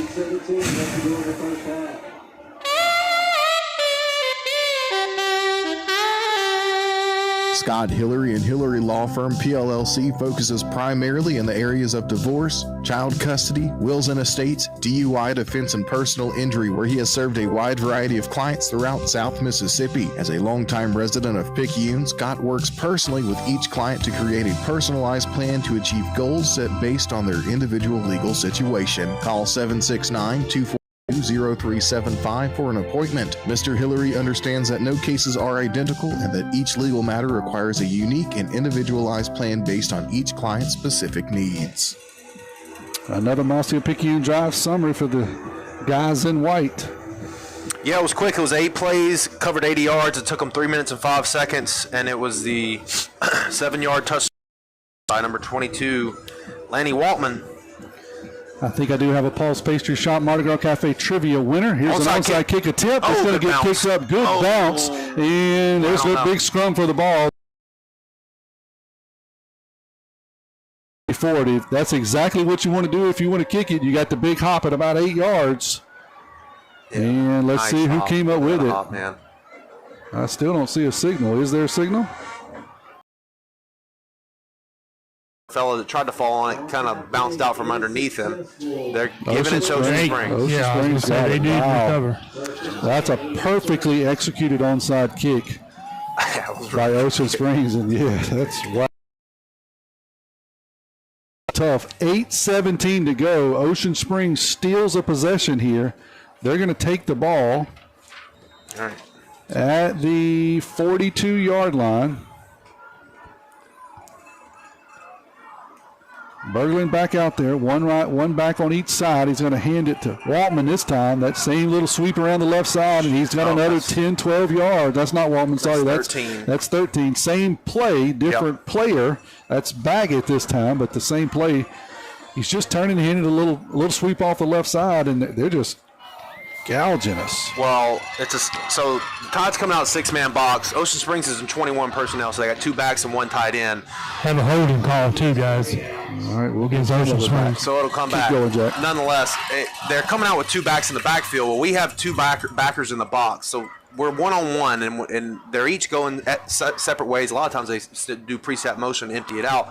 It's just a really tough matchup for us because Ocean Springs is playing the numbers, and they got the numbers, especially when you consider, I mean, listen, Nan, he hadn't done it much, but he can run. So now it's a 7. It's really 8 on 6 because they got the running quarterback, but offensively, man, they're just really well balanced. Like they can establish the run. Here they are again with the 21 personnel. It's a tough thing to defend. So it's going to be second about 7. Same play again. This time they're going to fumble the football. Let's see if the Tide can get on it. It's a scrum. I think it bounced right back in his stomach. Right back up in his hands. Same play again. This time Baggett turned it up really more towards the middle, and somebody got a hand on the ball and just kind of knocked it loose, but it popped right back up in his gut, and he's going to cover the ball. When you're lucky, right? It's your night, right? Sometimes the ball, but listen, they got the bounce on the onside kick. They get the bounce here on the fumble. Sometimes you just got the horseshoe. Second and about 1. Got to hand the ball off again to same play off the left side. This time is Waltman, right? No, it is Waltman. You called same it. Play. Same exact play. They've run it 4 times in a row. From the cross motion, everything was the same. And they just switched up the back. It was a different back. I've seen Picayune run it. Stogner would do the same thing. Keep running until they stop it. You can't stop it. You're going to keep getting it. Ty's struggling with it right here, right now. Same formation. It's a numbers game. Same formation. Ball's down inside the 20. This time he's going to pull it out and hit the big tight end on a slant route and score. Yep. So you just knew that something was coming 5 times in a row. This time they fake it, pull it out of his gut, hit the big tight end on a slant route. That's just too easy. Watch these linebackers for that fake. They're going to both come up, whoop, and then guess what? Tight end right over the top. Nobody there. It's just hard to stop, man. Like I don't want to keep saying it, but it is a numbers game. We're just kind of outnumbered right now. Ocean Springs marches right down the field in some beautiful play calling. Just give it to them. They have executed well. That PAT is good. 28-21. We'll be back in 30 seconds here at Lee Triplett Stadium. It's fall, y'all, at Pawpaw's Campers in Picayune, and it's camping season. Temperatures are falling, leaves are changing colors, and prices are dropping. Check out this new 2025 Freelander 27 QB Class C motorhome. This unit has a rear queen bed, bunks over cab, and is on a Ford chassis. MSRP $125,847, reduced to only $79,987. It's fall, y'all. Jake, my finger's tired of typing in all these numbers on Mossy Picayune Drive summaries. 4 plays, 58 yards. Took a minute and 45 seconds. It was only 58 yards, so they had the onside kick there. 16-yard touchdown to number 10. That's his second tonight. This is a good offense. Like you said, the play calling has been immaculate. Just mixing it up, knowing what to run and when to run it. Timing that over-the-top pass perfectly. After you've ran the same running play 3 times, you give them the same look in the backfield. This time it opens up the box for the tight end to slip out behind them. So again, they're going to get the big hop. Yeah, they're going to get it again. They did it again. Well, they touched it early. They touched it early. They're going to throw the flag. It was very, very close. It's a nice kick there by Ocean Springs. That's number 17. Peyton Williams. He's got the big hop again. This time Ocean Springs touched it at about 9-yard lines. Whew, thankfully for that. So that'll give me time to catch my breath and tell you we do have a Paul's Pastry Shop Mardi Gras Cafe trivia question winner. I'll get to that in a second, but we do. Who's the only player? The answer is Marcus Allen, and I'll tell you who won it here in just a second. Tide's going to take over at the Ocean Springs 49, the plus 49. I want to thank our second quarter sponsor, Joe Lynn Houston, proud supporter of Picayune Maroon Tide. Asking for your support on November 4th. See you at the Polls Roll Tide Roll. 28-21, 6:49 to go. Ocean Spring lead. The Brandon game last year. Jay just couldn't hardly keep up. These guys were just motoring up and down the field. Kevin Weiss is out there with the camera smoking with all the swinging he's having to do to keep up. Thanks, Southgate can stop a 3 there by Dennis. 2nd 7. Toss around the left side. Dennis looking for a hole. Picks and finds one, but it closes pretty quick. He'll get a couple across the 40. Paul's Pastry Shop. Trivia question. Marcus Allen, Chris Robbins is tonight's winner. Had several. But Chris was first. He's got the heat timeout. Seems like we just had one in the first quarter. It's going to bring up 3rd down and about, we'll call it 5. Can I clean something up real quick? Absolutely. So when I say numbers game, and let's go back to Ocean Springs on offense. You got 5 offensive linemen. You have a quarterback. They're running 2 back. They're running 21 personnel. It's a 4-man front. A lot of times it's over the top with 2 linebackers, so we have 6. If you know math, 8 is bigger than 6, all right? And it's going to make it really hard to stop that run game and them up. So teams are back out third and about, let's call it 4. Got to get to the 39. I formation. Wingback's going to move from left to right. Going to hand a wingback reverse. That's Hawthorne. He's going to cut it up and crawl across the 40. Good defensive play there by Ocean Springs. That's number 4. It'll bring up 4th and a long run, 1 here for the Tide. Clock rolling, 5:27 to go, 28-14. Ocean Springs lead. Get the second half kickoff. 4th and 1, Tide's going for it. I formation. Tall sweep to Hawthorne around the left side. He's got the first down and more as he plows forward across the 35. Good job by Hawthorne. He catches that pitch, puts his foot in the ground, puts his head down, he gets a yard. And that's exactly what we needed. He picks up more than that. He picks up almost 8 yards officially. If you got some scoring updates here this half, I know we got a bunch of games going on, so if you get some scoring updates posted up and want to come to you here in just a second. Handoff off the right side to the fullback. That's McKinley. And McKinley's got a nice gain and a first down on first down. They're letting the big men eat, Jake. Yeah, that's just the old school trap, fullback trap there. We get A.K. Burnett pulling around, kicking the guy out. The hole, picks up a nice gain. 11 yards on first down. That'll be another FMB Picayune first down. Checking savings loans. If you need it, they've got it. FMB Picayune, hometown community bank. By Aiden Watson. Hats off to this team. They've got some speed and they've got some size. They can do it both. They're not one-dimensional at all on either side of the football. No gain officially for the Tide. Yeah, they're basically in like a walked down 3-4. So they have 3 true defensive linemen, and then they have some outside linebackers that they walk up to play like a force. So it ends up being kind of like a 5-2, but really good athletes. So it's hard to a true 5-2, and it's given the Tide a lot of trouble tonight.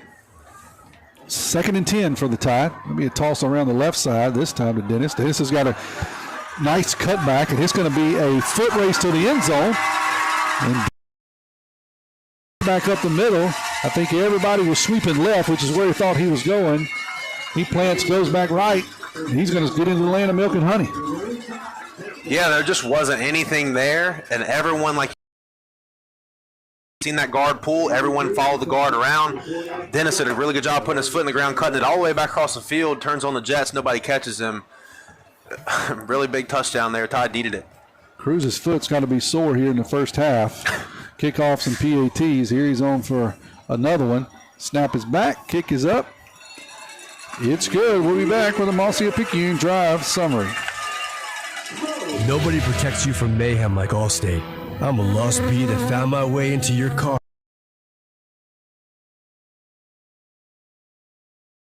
Wait, no, it's in my hair. And if you don't have the right auto insurance coverage, well, this could be quite a sticky situation. So get Allstate. Jason Pygott has offices in Picayune Casualty Insurance Company and affiliates, Northbrook, Illinois. Jake is 2 heavyweights just going back and forth, it seems here. Yeah, that was a 8-play, 51-yard drive. It was short because of the onside kick attempt. Took off 3 minutes. Run from number 9 to tie this game up, man. 28-28. Unbelievable. Mr. Dennis. Dennis, he struggled a bit. They've been keying on him. That time they over pursued, as you said. He turns it back, cuts against the grain, and out races everyone for a 23-yard run. Interesting stat here. All right, Biloxi had the ball 6 total times the whole game last week.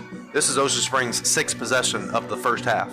And I do want to come to you for a Deanna Hunt Remax Premier Group yardage update after this kickoff by Edgar Cruz goes into the end zone. So I'm going to head down to Donald for a score update first, and then I want to get that Deanna Hunt Remax Premier Group yardage update from you, Jake. Go ahead, Donald. All right, we got Hancock down to St. Martin, 14-0. Gulfport over Petal, 10-7. Hattiesburg over Biloxi, 9-0. Pearl Central down to Poplarville, 21-7 in the second quarter. Gaucher up on Moss Point. And D'Iberville over Pascagoula, 14-7. Don't go anywhere here. In about 3 minutes, we'll have the Metal Building Supply halftime show. Picayune Police Chief Joe Quave will be on. Don't want to miss that. Same formation we've been seeing. I expect the same thing. It looks like Picayune flinched but didn't move. They're not going to call it. 3:19 to go. 28-28 is the score. It's been a track meet here so far. Here's the same play we've been seeing, but this time Christian Smith gets in there and he has enough of it. Now they're going to throw a flag. Are they going to get him for a horse collar? I don't know. They threw it right over the top of where he tackled. It didn't look like a horse collar, but I wonder what's happening. Let's see. It didn't look like he just swallowed him. Yep, they're going to get him for a horse collar. I don't see that's not a horse collar at all. We got a good replay of that. So that's a bad call. I'll just say it. You missed that one, and they're going to give them. That's a 15-yard penalty and a first down. That's a big one. And it should have been a loss of about 6. That looked like a wrestler's move right there, guys. Had his both arms wrapped around him. So yeah, Christian I'm Smith, not sure what he saw. He's about 3 foot taller than the kid, and he just kind of enveloped him. 250 pounds heavier. He can do whatever he wants to doing it. It was not a horse collar. It was a great tackle, especially for a big man. So that'll move the ball out to the 35-yard line. But they're human. They miss plays like chunk first down all the way across the 40 inside the 35, and that's Waltman again. And I tell you what, they're just eating our lunch. Eating our lunch. Yeah, so that time they used the second back in the backfield as a lead blocker. They're giving it to the backside running back, and it takes picture. I don't want to keep harping on it, but it's something we're going to have to make an adjustment for, or like you said, they're just going to keep doing it. 30-yard run there from the 35 to the 35.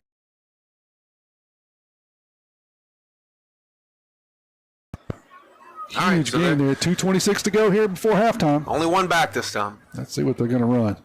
This time they're going to fake it. Actually, a little worse spot than I thought. They're just going to say you got 8, so we'll take it. Just got 8. I don't know what you say about that too often, but considering the chunk plays they got. Clock still rolling. 1:54 to go.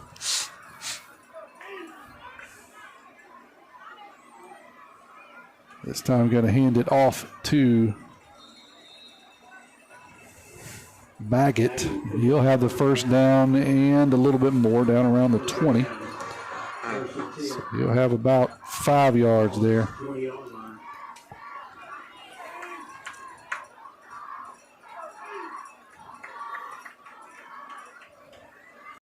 This is a good football team, Jake. I'm going to be interested to see what we can do at halftime and what kind of adjustments we can make. Going to hand it to Baggett again off the right side on a little sweep. We're going to try to pursue him. We're going to not before he's inside of the 5, and that should be enough for a first and goal. That's a 15-yard run there by Ocean Springs. And, hey, just after 5 plays, they goal. Yeah, just a little zone read. They have an interesting blocking scheme there. They're pulling their guard. He gets out into space, does a really good job of picking up a linebacker. It's just a foot race there on the outside. They run it to the wide side of the field. They're back. Halftime show. 28-28 to score. Ocean Springs knocking on the door. High school football season is back and the excitement is real. But with the thrill of the game come those. Clinic has got your back. Trusted by athletes and families alike, we ensure you're in top form to cheer for your favorite teams. So don't let pain sideline you this season, whether it's a slip in the stands or a tackle on the field. More in the formation, first and goal from the 5 when we regroup. As I said, just over a minute before the Metal Building Supply halftime show with Chief Quave.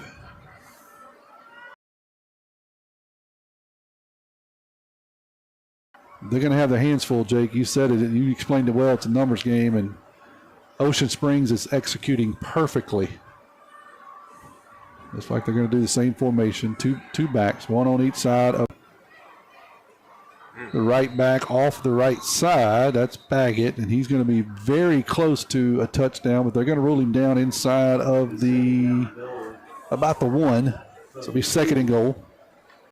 Back and forth. Tide will get the second half kickoff as they deferred. And a hand off to Waltman this time, and he's going to get in for the touchdown. He goes off the left side in from 1 yard out.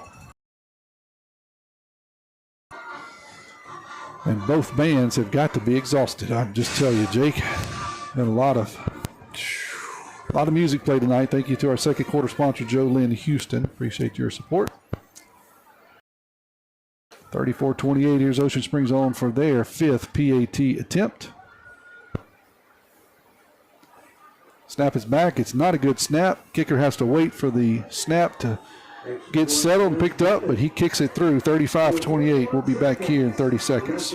Hey y'all, this is Josiah Hickman with First Place Express Car Wash in Picayune. We have 2 locations, Highway 11 North. 43 location is also open on Sundays from 9 a.m. until 5 p.m. Both locations have an awesome early bird special Monday through Thursday, 7:30 until 10 in the morning.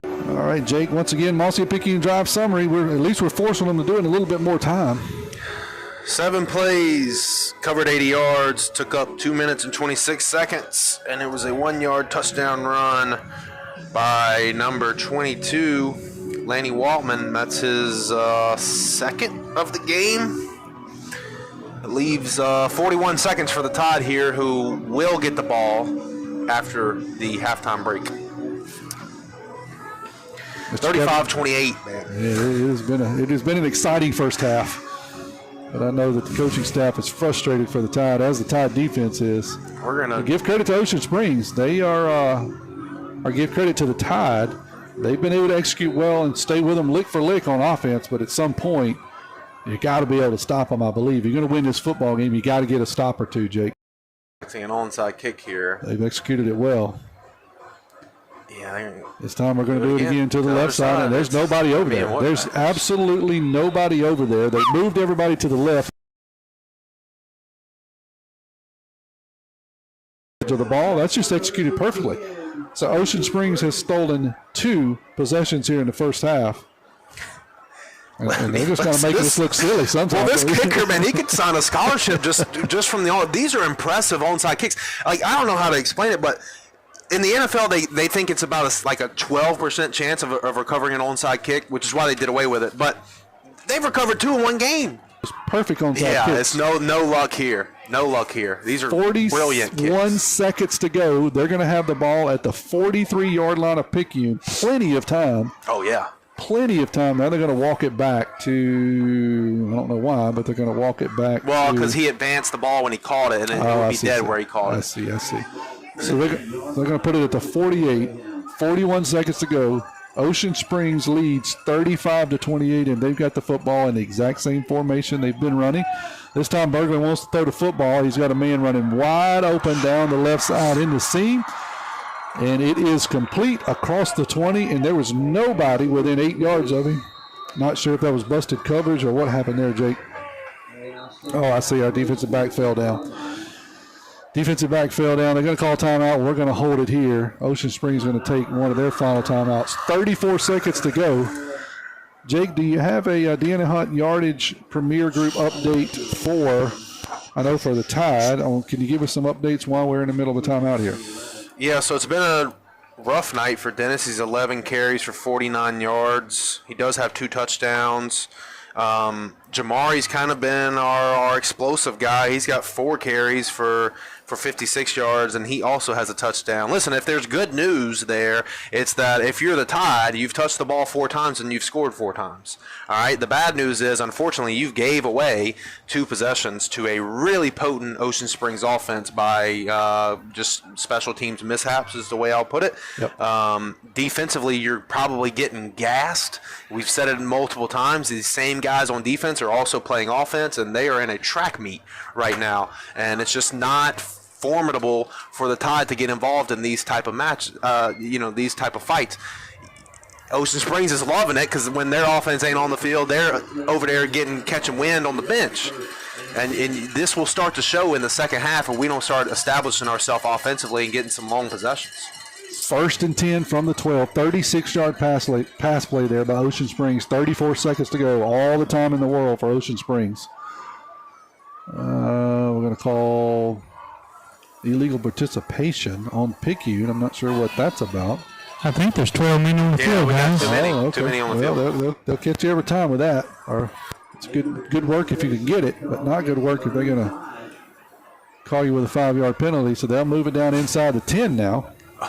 Well, Todd said you keep saying numbers game, so we brought an extra one out here. Let's try to even it out, but unfortunately the White Hats figured that one out pretty quick, so they'll put the ball down around the 7. 1st and 10 from there. No time came off the clock. 34 seconds. One back. Berglund's left. That's Baggett. He's going to hand it to him on a sweep around the right. Todd's going to get him in the backfield, but let him get away, and he'll fall inside the 5, down around the 2.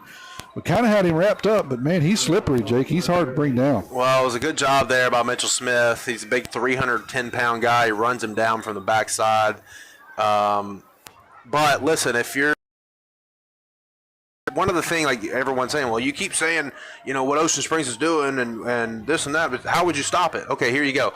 Put a 12th guy out there. Well, yeah, put a 12th, like, hopefully. Because that's the only fingers we got, and you can sneak 12 out there. But no, really, what you need to do defensively is on the defensive line, you got to do what they call 2-gap. You can't just try and get up the field as fast as you can because it leaves big holes in that zone. You got to try and stay more at the line of scrimmage, and you're trying to play 2 gaps at once. It's a hard thing to do, but that's really the only way you can kind of flatten this offense, these run plays out, and allow your linebackers to get to the ball and make a stop closer to the line of scrimmage. It's tough that this got just tip your hat to Ocean Springs so far. It's been tough on the Tide. They've executed well. Tide has done all that they can do. Tide has proven, and Ocean Springs have proven why these two teams are ranked number 1, number 2 on the coast. They've certainly shown it here in the first half. 35-28. Ocean Springs knocking on the door. 26 seconds to go here before the Metal Building Supply halftime show. Jolene Houston, proud supporter of Picayune Maroon Tide, seeking your support on November 4th. See you at the Pole Roll Tide Roll for sponsoring our second quarter. Also want to thank Prairie County College for sponsoring the kickoffs. There's been 211 of those here in the first half. I think there's more to come. Second and 1. The ball's 3. This time Berglund's going to keep it on the quarterback. I think we stuffed him. He'll get stood up at the line of Senate, at the goal line, I should short say. for sure. We're going to see what this flag is, though. That's a good point of contact there by the defense. It's going to be a personal foul against Picayune, I do believe, guys. Oh, boy. Yeah, they have one on the other two. Well, I mean, listen, it's a 6-inch penalty. Yeah. The down is really not important, whether it's first or second or whatever. It's more so just the time. So Berglund yard. The referee didn't even move the ball on the penalty. 21 seconds to go. It's not really the issue at this point. 35-28. Ocean Springs leads it, and they're knocking on the door. Clock here, under 20 now. Here's that formation we don't like, 21. They're going to hand it to Baggett around the left side. We get a chance to get him in the backfield, and great job. We missed 3 tackles, but finally get him out of bounds. Great job. Great job defensively out there. You want to call out who that was, Jake? It was Dennis that really forces the action. Hawthorne, I see. Who is that? Fortenberry. I'm sorry. You're right. Fortenberry cleans it up, but it was Dennis. It was Xavier Dennis that kind of forces him out even wider. Todd does a good job of running to the ball. Hawthorne, was in the backfield, made him widen that thing out.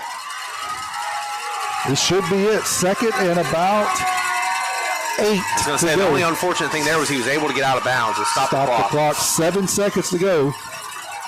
See what Berglund does. He's got 3 wide receivers, 1 back in the backfield. He wants to throw the football. He's going to be looking for the split, and he gets it on a little post route, and there was nobody there. Now they're going to get it's going to be after the fact. Yeah, it's on them, but it's after the play. Excessive penalty. So we just struggle with that inside receiver. There's nobody around him. I'm not sure if that zone that's busted or bad man coverage, but they're just kind of hosing us on those post routes. Well, we're in man coverage, and they actually run a cross pattern, so the inside receiver goes outside and the outside receiver goes inside. They cross each other over, and it's really hard to you really got to pass that off. We don't do it in our man coverage, and that's what leaves the wide receiver so wide open there.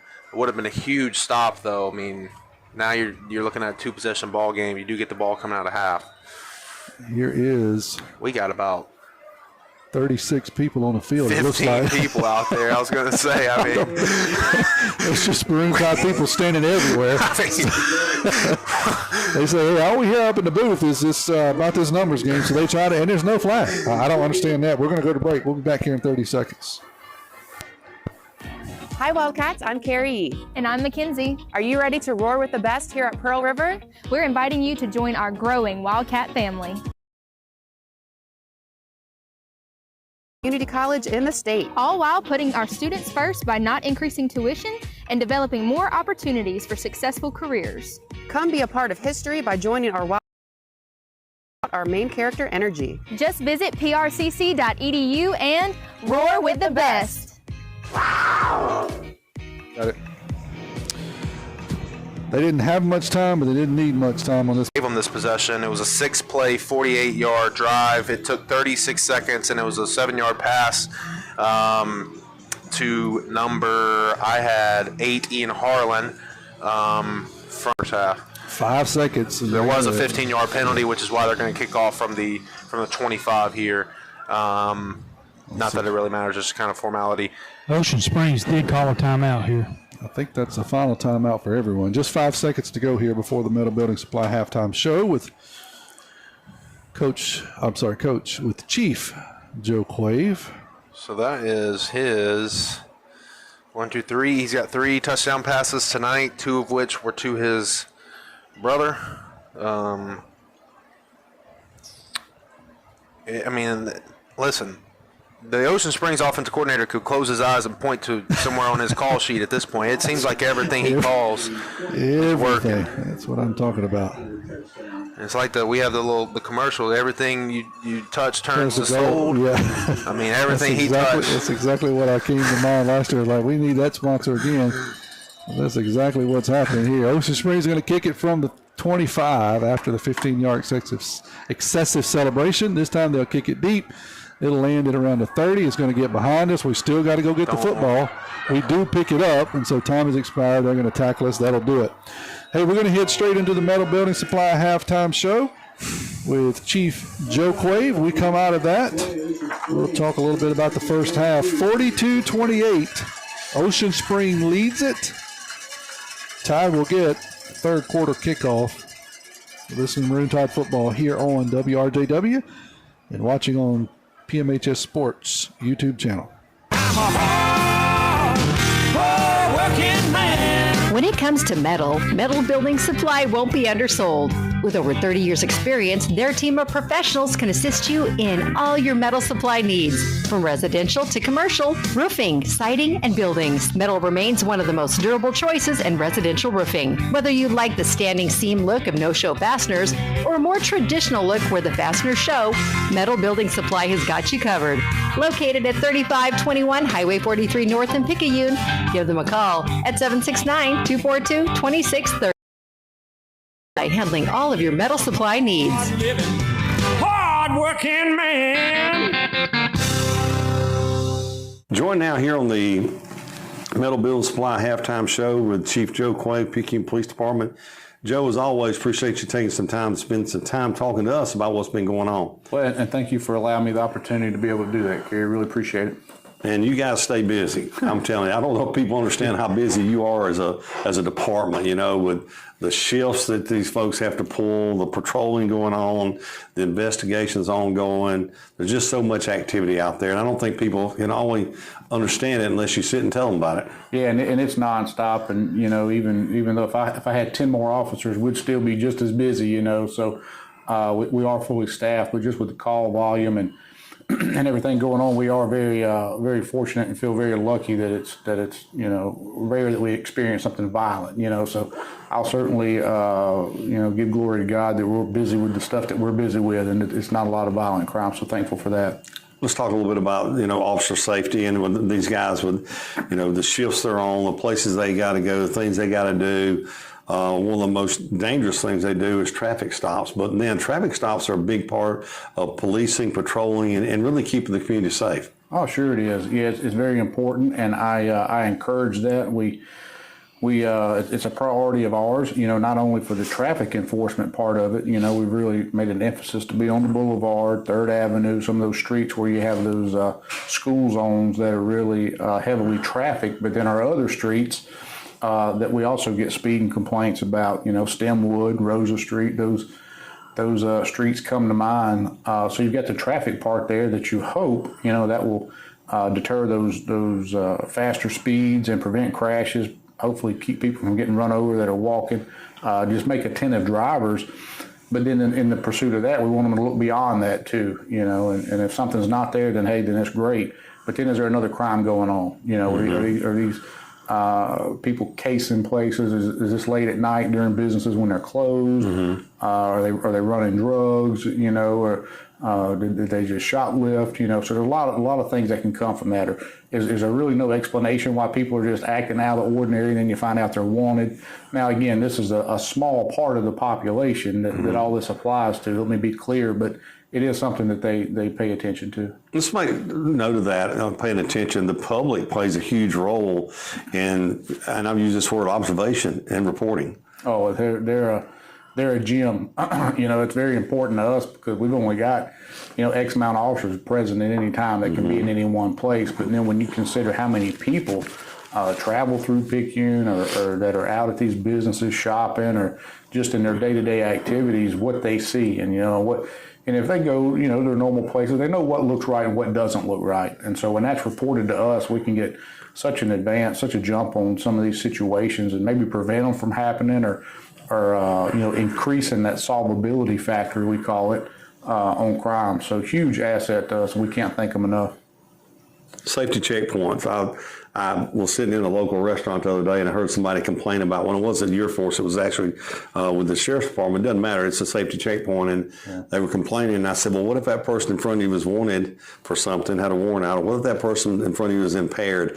It changed the conversation real quick. Yeah, and if people actually look at case law and educate themselves on that, they'll realize very fast, very quick what we can do and what we can't do. And so the purpose of those safety checkpoints is to get DUIs off the road. That's the purpose. They've been held constitutional over and over again, and it's a great avenue to be able to get those drunk drivers off the road. And speaking about the sheriff's department, they have a deputy on a grant just for that, for those DUIs, and so they're a huge asset to us. Our officers can obviously work DUIs, but if he's out and about, we can turn that investigation, turn that stop over to him or her, depending on who's assigned at the time. And man, that's what a savings it is to us to still get that drunk driver off the road. They pick it up, and then our guy can get back in service quicker to respond to calls and be a better assistant. So they're a huge resource to us for that. Speaking of grants, we have one for officers where it's a seatbelt, OP, occupant protection grant. And so we have these grants where officers can come out and work more traffic details, and the city not have to long-term pick up the expense of that overtime. So that's another avenue. We try to enforce some safe driving there. You mentioned investigations. Let's kind of talk about that. We're going to kind of dive into something here on that. But investigations, man, there's a lot going on in this area because of our locale where we are. You've got a great team that heads that up. They do a really good job. But investigations have changed to the point of some of the prosecution and stuff that y'all try to look for now. We'll talk about 2 recent happenings on that. Things have changed over the years due to the presence of more and more things like fentanyl, methamphetamine, those drugs more present in our country in general. But just kind of talk about investigations and how y'all approach that, and also some things y'all look at. It's not just, let's find out what happened. What caused it is important, and who might have caused it.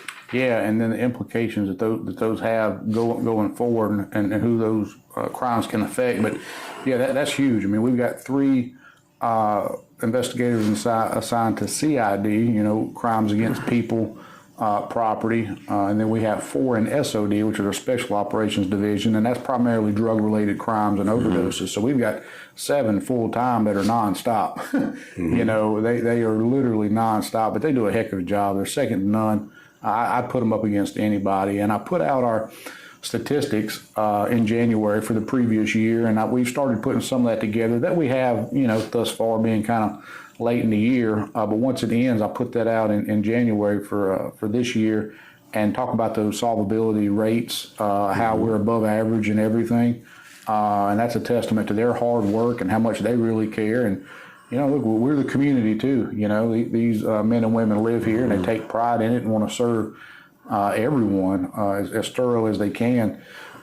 Some of the investigations can be difficult, especially some of the drug-related ones where you're coming back after the fact of these overdoses. And so, the burden of proof is always on us, as it should be. But there's so many elements that have to get met to meet certain criteria for charges. And so sometimes, as hard as they work, it's a little disappointing when you can't charge for one thing, but there's always a lesser thing sometimes you can charge that's still a felony crime. And, the way we look at that is we're going to do anything and everything we can. We're not going to be distracted or discouraged. We're just going to keep charging, and that's what these guys do, hold people accountable for these crimes committed, especially in these overdoses. We put a press release out on 2 recent overdoses, and we mentioned in there that more people are going to be arrested, and I don't remember if it is one or the other or both, but either way, I've talked with some investigators recently, and there's going to be 3 or 4 more people arrested out of that. So it doesn't stop with just a press release. As information develops, as intel develops, and that probable cause exists, we're going to charge anybody and everybody with the crimes they commit.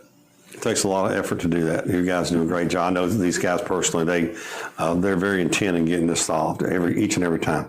They are, and it ebbs and flows. Sometimes they're busier than others, but when they're busy, they're busy, but it doesn't, time doesn't stop. So things are still going on, but it's nonstop. But they love it. They have a passion for it, and I'm proud of them.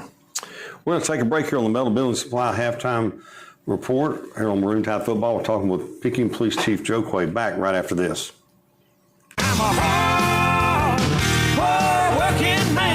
When it comes to metal building supply won't be undersold. With over 30 years experience, their team of professionals can assist you in all your metal supply needs. From residential to commercial, roofing, siding, and buildings, metal remains one of the most durable choices in residential roofing. Whether you like the standing seam look of no-show fasteners or a more traditional look where the fasteners show, Metal Building Supply has got you covered. Located at 3521 Highway 43 North in Picayune, give them a call at 769-242-2630. Metal Building Supply, handling all of your metal supply needs. Hard-working man.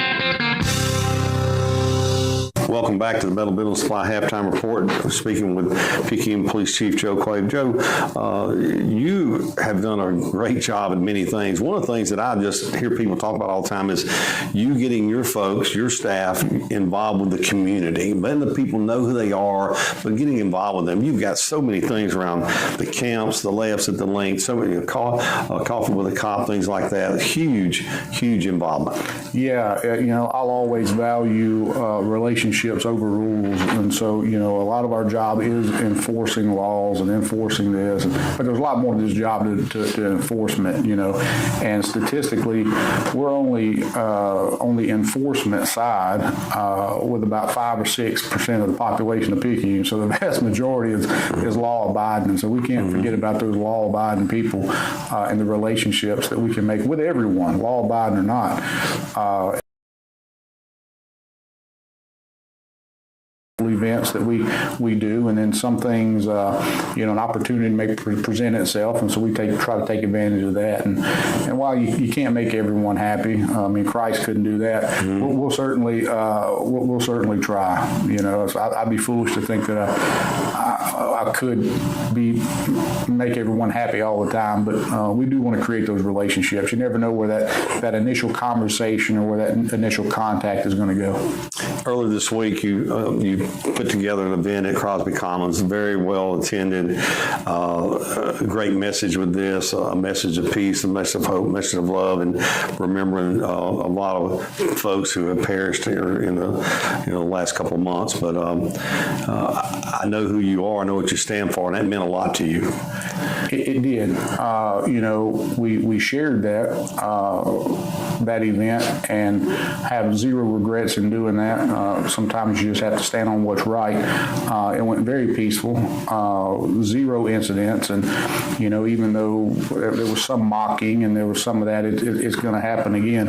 If they mock Christ, I'm foolish to think that they wouldn't mock us, and so we've got to keep that in mind and just be bold in what we do and speak truth in love. But the event was well attended. Half the park was full. I'm thankful that some people that said they were gonna give us a hard time, that they didn't. And I'll give glory to God for that. I'm thankful that they didn't, and that was respectful. But yeah, well attended. And I heard 13 people were saved, and it brought me to tears even thinking about that, because that's what it's all about. If we're not being vessels, what are we doing? You got a big event coming up here in a couple of weeks. This is something that's a National Night Out Against Crime. I think here locally, we could rename this to, hey, we care about our community, because y'all do a great job with this. Yeah, that's a big event, and the look of it has changed over the years. I can remember doing it, 20, 30 years ago, and then you would go to different communities that hosted the police department, and you would travel, and although that's great, and some people still do it that way, I did find at that time it limited the amount of time you could talk to people, and so sometimes you would get a good conversation, then you had to leave, so you try to be sensitive to others' time that had you scheduled in, and it was we did that for many years. I think COVID came and it changed the outlook on that, kind of put that on pause, but then you don't want to intrude in anyone's space either, that may want to keep that kind of distance. And even though it's not a concern now, it was at one time, but it changed the outlook of that. So we made it more of a centralized event at Crosby Commons, huge space there, beautiful park. And it has went well. This will be, I believe, our third time in doing it at the park. A lot of vendors, a lot of activities, a lot of things going on for kids. And it gives us, again, another chance to have those conversations, to meet people that you may not meet on a call, So just another time to get to know those that we serve. Joe, any last thing we need to touch on with our community out there listening, tuning in tonight? Because I know there's so many things that you can tell them, and I think y'all do a great job of getting the word out on so many things happening in our community as it is. But any one message you want to send out to our community here? Just that we care about them. We love them, and we're here to serve. One quick thing that comes to mind, we previously, before the break, had talked about overdoses, and that fentanyl is dangerous stuff. It takes just a small amount. Depending on, of course, anything, the tolerance level, but even then, a very minute amount to be fatal. Sometimes people, that abuse drugs know that that's what they're getting, which is, very dangerous anyway in and of itself. But then some people are buying these pressed pills off the street, and fentanyl's mixed in with that, or maybe they think it's heroin or cocaine, and fentanyl's mixed in with that, and it is fatal. So if anybody, I'm asking you again, if anybody knows of anybody dealing that, trading it, giving it to people, let us know. I know that's not always the popular thing to do, to tell the police, but I mean, for Pete's sake, we're talking about lives. We're talking about lives. Don't know something and then one day regret not speaking up and being a difference maker when you could have, because we'll certainly act on that information. Joe, I always appreciate your time, your insight, appreciate what you do for our community, and hope God will continue to bless you and your whole team. Well, we'll definitely give him all the credit for any of our successes, and thank you for having me again. You've been listening to the Halftime Report here, brought to you by Metal Building Supply. We'll take a break and be back in just a little bit.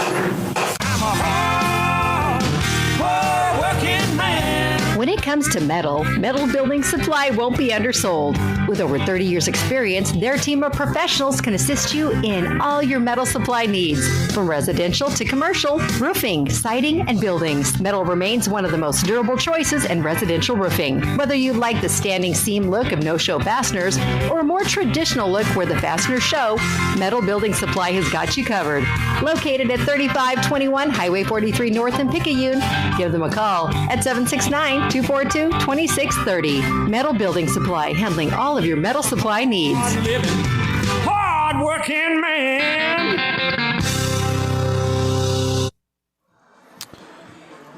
Welcome back to the Metal Building Supply Halftime Show. I'm Tommy Upton along with Jake Feely. Donald Moss down on the field. And Mr. Kevin Weiss is running our video camera tonight, taking care of the video stream. And Jake learned a lot here. I did in the first half. You said you were ready to sign this kicker to some D1 scholarships. He's been pretty good. We're out here watching him now, kind of warm up here, getting ready for the second half. About 3 minutes before kickoff in the second half, Ocean Springs will kick, tied to receive, but that's not really a gimme the way it's been going here. We can't just say the tied to get the second half kick. I guess you could say tied to receive the second half kick. Tied to try and recover it. It's been interesting. So kind of break down for us. Since we got a few minutes, it gets a little complicated as fast as these guys were running for us to explain kind of what's going on. But talk a little bit. I'll start with Ocean Springs. They're up 42-28 here heading into the third quarter. Talk a little bit about what Ocean Springs is doing offensively and why it's been such a troublesome thing for the Tide here in the first half. Well, number one, they're really well balanced. So they got 15, 17. 17 run plays on 10, and then 10 passing plays. So kind of run first, but when they do throw the ball, it tends to get us in chunks. They have a really good tight end who we've talked about multiple times. He's got a couple touchdown catches tonight. The quarterback has done a really good job just in general of finding the open man. He's got over 200 yards passing, but ultimately, what they're killing us on the explosive plays. I mean, when you look at kind of the play chart here, they have a 29-second drive, a 48-second drive, and then a 3-minute drive, a minute-and-a-half drive, a 36-second drive, 2-minute drive. They're just kind of just moving the ball at will up and down the field. Like we've talked about kind of the formation stuff where they're getting in this 21 personnel, 2 backs, 1 tight end, and it's been really just been a matchup nightmare for us so far. We'll look to see what kind of adjustments we make coming out of the tunnel. I mean, if you want the good news, if you're the Tide, you've had the ball 4 times and you scored 4 times. One of those being a kickoff return? One being a kickoff return, yeah. But the other 3 that you got, offensive drives out of, you scored. I mean, we had I was kind of trying to figure out why the yardage totals don't really look crazy. But we had a 68-yard pass from Colt to Ontario Wilkins, which, makes up a good chunk of it. But I would look for us here. It's only a 14-point game. So, and you're about to get the ball here. We have stopped them once. Ocean Springs has had to punt the ball 1 time. But that's more than the Tide. They had 7 possessions and 2 of them were onside kicks. So if you want to clean up anything coming out of the half, it's really like recover onside kicks. I mean, if you recover the onside kick, this is probably just a tie ball game here. No doubt about it. I was about to say they're up. Ocean Springs up by 2 touchdowns here, right? 2 scores, 42-28, and they stole 3 possessions here in the first half. So certainly the difference there for the Tide. Tide coming out of the tunnel now, getting ready to warm up here for the second half. Head down to Donald. Kind of, we didn't get a chance to go to you late in the second quarter, but Donald, kind of what's the mood? Coaches are now out here waiting on the players. I would imagine maybe a little tense, or what do you feel here in the third quarter? Yeah, I mean, of course they're not out here yet right now, but it was really kind of down. So they'll come out here fired up. Those things are not going our way. But I will point out, though, the onside kicker actually is number 17 in their extra point. So they're using 2 kickers. I just Kevin Ney, number 99. He's the other kicker, sophomore, and he was kicking 40-yard field goals, and the thing is he had 5, 6, 7, 8 extra yards. So I mean, when you can kick the ball that far as a sophomore, expect he was punting just as far as the other guy. Yeah, they've executed well, right? All really offensively, special teams, they've executed well. Picayune don't take anything away from them, right? You take those couple of onside kicks that they gave to Ocean Springs, then this is probably a different ball game. We probably head into the half at a tie. Well, you know what's interesting about that? They kicked the ball deep twice, and we returned. One was a touchdown. The other one, we returned it pretty much like the 45, 50-yard line. Right. So it was almost like they realized, it was after the touchdown where they started onside kicking. It was like, you know what? We can't cover the kick, so we might as well just give them the onside, just try our luck at an onside kick. Worst case scenario, they get the ball around the 45, which is where they was getting it anyway when we were running it, when we were returning it. Best case scenario, you recover, you steal a possession. So, you look at it that way, and then you also look at it, offensively. They are able to go touchdown for touchdown with us, so they're kind of just admitting, like, hey, here's a short field for you. We feel good about our offense, and we think we will be the last person with the ball. That's right. Yeah, it's kind of been whoever has the ball last scored here. You're exactly right. One punt in the first half. That was Ocean Springs. Picayune had 3 offensive possessions. They scored on all 3, and they were able to run back a kick return for a touchdown. So that tells you where we are, 42-28. It was an exciting first half. Kind of matchups where we're trying to run up down the field. We've got 4, 5, 6 guys playing both ways, and we're just not built for this type of matchup where we're getting to a shootout. We really we'll see how that plays out here as we get into the second half, but certainly Ocean Springs has the advantage there with numbers, meaning numbers of dressed out players, and then numbers of players not playing both ways. Well, I'll tell you this is a huge possession. I'll tell you why. You really need a score here and make this a 7-point game, because Ocean Springs has the offensive capability to chew clock. They will, they can just hand the ball off over and over and over again and seemingly move the ball at will, and they can chew some clock too. So you really need to put the pressure back on them and not let them get into kind of their chew clock mode. And you do that by making this a 7-point game. And I'll say one more thing. Statistically, if you play the averages, this quarterback averages 1 interception in the game. He hadn't thrown one yet. Maybe that's something to look out for here in the second half. Is he kind of gets loose with the ball a little bit, just historically. So something to keep an eye on. We need it. Here's Peyton Williams. He's going to kick this one deep. I was kind of waiting to see what was happening. We're going to take it in. It's going to get into the end zone for a touchback. Edge of our seats for a kickoff. Yeah, it's been fun to watch. Kind of see what's happening. You just never know. We've seen a little bit of everything here. So we'll start the third quarter tied will at the 20-yard line. 42-28. Ocean Spring leads it. Tide has had a lot of success offensively. Able to get some chunk plays. One big pass play. One of my favorite plays, which is fake the toss sweep and hit the tight end running in the seam. He was wide open. They had to run him down from behind. So we'll see what the Tide can do here. Tough sledding up the middle, but they did run some traps and some leads where they got a little bit of something going. Here's a lead off the left side, and they'll get a couple of yards out to around the 22, 23. They kind of like play their gap. They take up the man they're supposed to take up, and then their linebackers do a really good job of cleaning things up. They have some ball hawks at linebacker. I formation behind Robertson. That'll be a toss sweep to Dennis around the left side. He's got running room. He'll get the first down and more out across the 35. That's one of the things that I like to see him recently is he's not trying to race to the edge every time. He's not afraid to turn it back up the middle when he sees a hole, when his line gives it to him, and that time they did. Yeah, he's really catching up with the speed of the game. So the game isn't moving too fast for him where he just kind of resorts to getting on the outside. He's really being able to see the holes open up and develop. He's been patient as a runner, and he does a really good job with that. 14-yard pick, rolling 10:50 to go here in the third quarter. He's going to look over.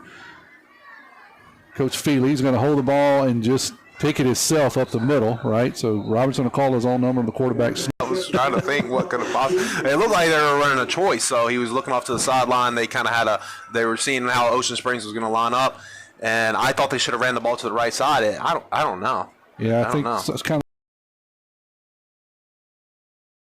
He sees a big gap over there on the nose guard. He tries it.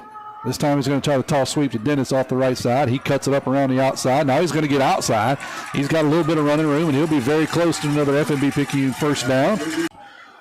We'll get a Deanna Hunt Remax Premier Group yardage update here in a few minutes from Jake. 9:31 to go here in the third quarter. Going to be a handoff to McKinley off the left side. That's going to be fullback, positive 46. 7 yards on the carry, 2nd and 3.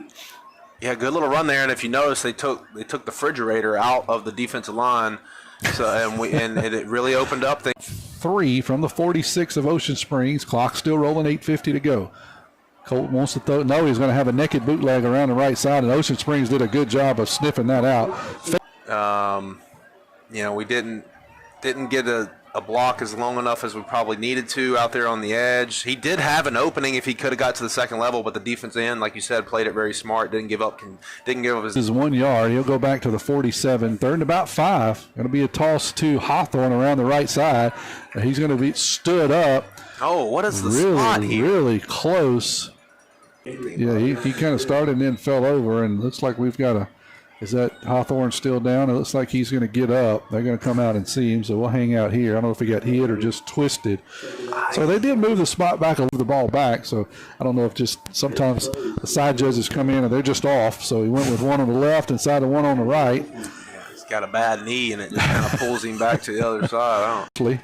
Wow. And it looks like by the nose of the football enough for an FMB Picayune first down. A big pickup there by Jordan Hawthorne. He was a little more to go, and that's important too, is to chew up a little clock, keep Ocean Springs offense off the field. Tall sweep around the left side. This time, Dennis has got good pursuit, but he breaks through the first line. Now it's a foot race to the. Yeah, Burnett's 30 yards downfield, still blocking. Yeah, well, and Darius Fortenberry, we don't say it enough, but he plays wide receiver. He gets out there, and I mean, he's constantly blocking 40 yards. There by number 9, he'll add to his. That puts him over 100 Deanna Hunt yards. Remax Premier Yardage update. Ocean Springs did have a player down. That's I'm like, why are we so slow here? But I see that one Ocean Springs defender is being helped off the field. He seems to be okay, but he is being helped off the field. 42-28 is the score here. 7:27 to go. Opening drive of the third quarter. Tide trying to punch this one in. Hawthorne in there in the backfield for the Tide. Split backs behind Robertson. One wide receiver to the left. Going to hand it to McKinley off the left side. And the sophomore's going to. He fumbled the football, and Ocean Springs is going to get it back. He got it. Oh, my gracious. He fumbled. Oh, my gracious. The sophomore got stood up at the 1 yard line, and they turned the Tide away at the 1 yard line. Wow, that hurts. And I looked at it on the replay. They hit him funky. I don't know, but by the time he was being made contact with, he never had that ball tucked away. It was still in his stomach. Nonetheless, he great. Yeah, I was going to say, if there's any good news, it's you got to make them march the length of the field. The ball's inside the 1, about the 1 foot yard line. And Berglund wants to throw the foot yards, one play. There's your Mosia Picayune drive summary. And he had 3 steps on us. I'm not sure entirely why. And nobody's going to catch him from behind, even Hawthorne, who is a pretty quick young man. Well, we're just kind of like zeroed out there. It's man coverage. There's no help over the top. He gets beat on the first step. Beautiful ball by the quarterback. Throws it to him, hits him in stride. And there was no catching. It was just turf pellets. Is all we were seeing there. That's a dagger, man. Yes, it is. That you hurts. drive the ball down the field, take 6 minutes off the clock, get inside the 5, first and goal, fumble in one play. Ocean Springs throws it 99 yards. Here's the PAT. It is good. We'll be back here in 30 seconds. It's fall, y'all. It's the perfect time of the year to camp. Paw Paw's Campers in Picayune has 2026 models arriving every day and a 1 KQ BTS bunkhouse. This unit has a front king bed, rear bunkhouse suite, and dual AC. MSRP $6,350, reduced to only $34,987. 3 to choose from at this price. It's fall, y'all. Come and see us. Jake, you called it a dagger. How about this Mosia Picayune drive summary?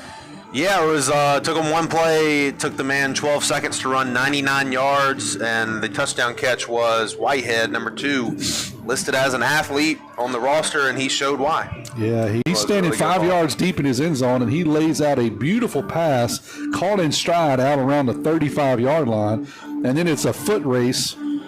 But the Ocean Springs kid had about 4 yards on our defensive back, and there's just no way to run him down. 49-28 now is the score.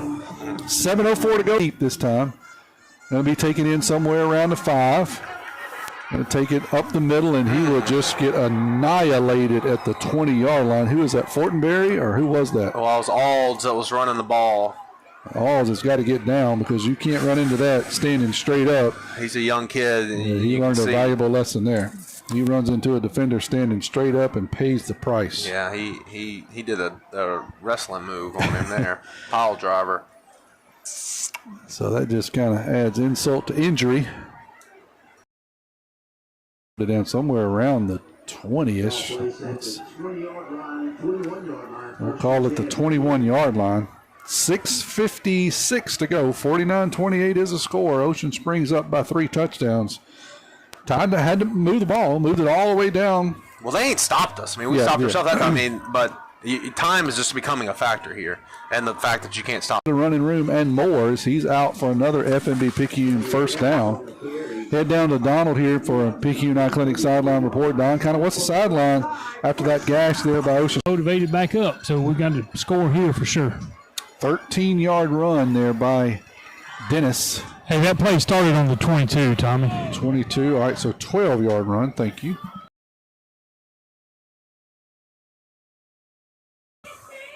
Ball's at the 34 now, up Picayune.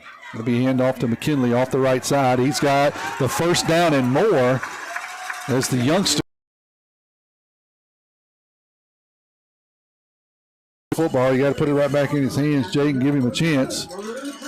Run again, that's what the Tide does, and they'll get McKinley out near the midfield stripe. Yeah, you said he let him pick up a big first down for us. Heat timeout. Here is the heat timeout. We'll be back in 50 seconds. For more than 60 years, the Fortenberry Meat Market smoked sausage. Fortenberry's will be accepting deer meat for processing this season between the hours of 6 a.m. and 4 p.m. Monday through Friday. Please always call ahead and be prepared to wait in line. Their quality and quick turnaround times, so try to arrive early. Good luck and happy hunting. Fortenberry's is open Monday through Saturday, 6 a.m. to 6 p.m. Call 601-798-2156 or take the beautiful drive to Fortenberry's, located at 5739 Highway 43 North. No one does it like Fortenberry's. Nobody. 49-28 is a score here in the third quarter. Tide trailing Ocean Springs, first and from the Picayune 49-yard line. After that run by Kane McKinley. 5. Tyler is messaging me, so that generally means he's ready for bed, Jake. He's gonna turn in early. He says there's no reason. By 3 touchdowns, 49-28. Got to make this one count. 2nd and 9 from the 50. Single flag is 2 different thrown. Receivers you could have called it on. Yeah, they are literally had them by the shirt sleeve. 14 gets spun around, trying to cross the field. Absolute, right here, 14. Wow. Oop, that's one. Sheesh. Wow, 3rd and 10. That's the same fake the toss sweep. This time they put 2 guys in the pattern. Ocean Springs covered this one, though. They had good coverage. Yeah, interesting little play. There's a lot of motion happening in the backfield there. We spin around and hand it off to Jordan Hawthorne, who has a head of steam. He's frustrated about something as he runs that ball down there for about 31. Yeah, they're going to put the ball down, let's see, at the 16-yard line. So that'll be, what, 34 yards? Nice pickers down. Clock rolling, 4:36 to go. Tide trails 49-28. Dennis back in there along with Kane McKinley in the backfield. Going to be a handoff to Dennis.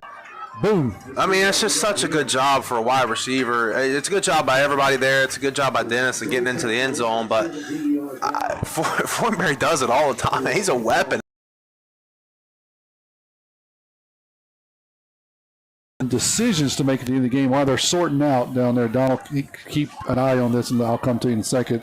There was all kind of pushing and shoving after that going on, so we'll come back to it.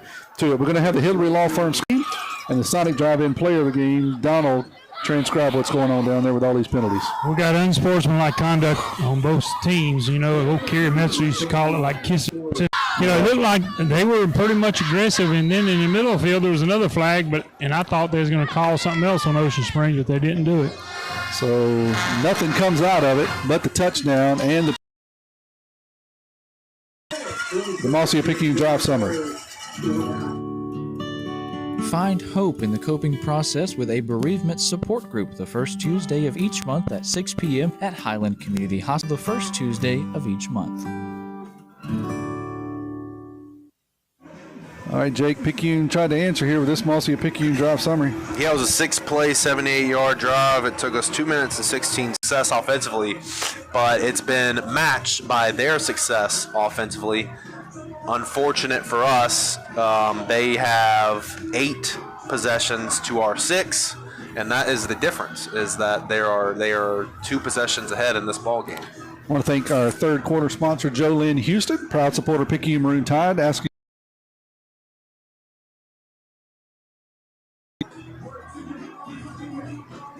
Ocean Springs set up to defend an onside kick, and listen, if you're picking, look at this big old gap, and Edgar's so good at putting it over here. Look at this. Right over there. Yeah, they're going to back up a little bit, but yeah, there's still a big hole. Good call out, Jake, and Edgar can do it. He can drop it in there like a 9-iron. Let's see what he does. He's going to try the onside. The one time where it bounced right into his gut, and they get the good bounce on the onside kick a couple times, and then we get our onside kick with a good bounce, but it happens to skip right to him. 4:16 to go here in the third quarter, 49-35. Ocean Springs leads. Here's that 21 formation that Jake's called. It's been killing us all night. We jump off sides, but it's not called down around the 25-yard line. But they just gash us and gash us and gash us with that play. We just seem to have no answer for it. They'll put the ball down. This time Waltman will be stood up, and he'll be met for a minimal gain. He'll get across the 20. Still be about a 4-yard gain. Keep going. Well, to the best that I can. That's been a deadly route for Ocean Springs tonight. Swats it away. Incomplete pass. So 3rd and about 8 for the Tide here. Clock is stopped on the incomplete pass. Being very balanced, Jake, that Ocean Springs has done very well is really negated Nolan Wilson. He's not had a whole lot of opportunity to do much tonight. This time they run right at him on a little option. They kick it out to. No, they got a kicker. Well, to your point there, talking about Nolan Wilson, they option off of him that time. So he's the pitch man. He plays the quarterback. They pitch it out. There, 4th and short, I formation here for Ocean. Going under center is Berglund. Trying to draw us off sides. Let's see. 4th and less than a yard here. Ball's inside the 15. Probably sneaking it here. Nope. They're going to hand it to the fullback. He gets stood up. That's going to be really, really close. Let's see about the spot.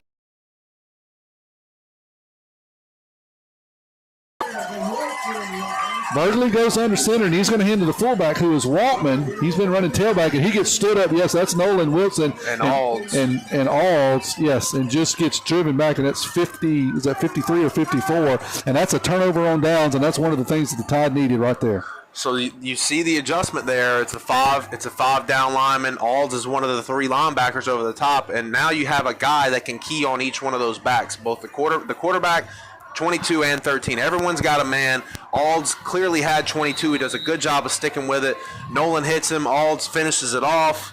Big turnover. How much time we got? 2:35 to go in the third quarter. I mean, look. 49-30. Get in. The handoff off the left side to Dennis. He's going to get stood up at the line of scrimmage and then just get mauled. And now we've got more extracurricular activity. And it looks like this one's going to be We got averaging 1 a game. Yeah. We just got to clean this up. This was 20 yards away from the football. I don't even know if Kevin had it on film because it was way away from the football, but we saw it.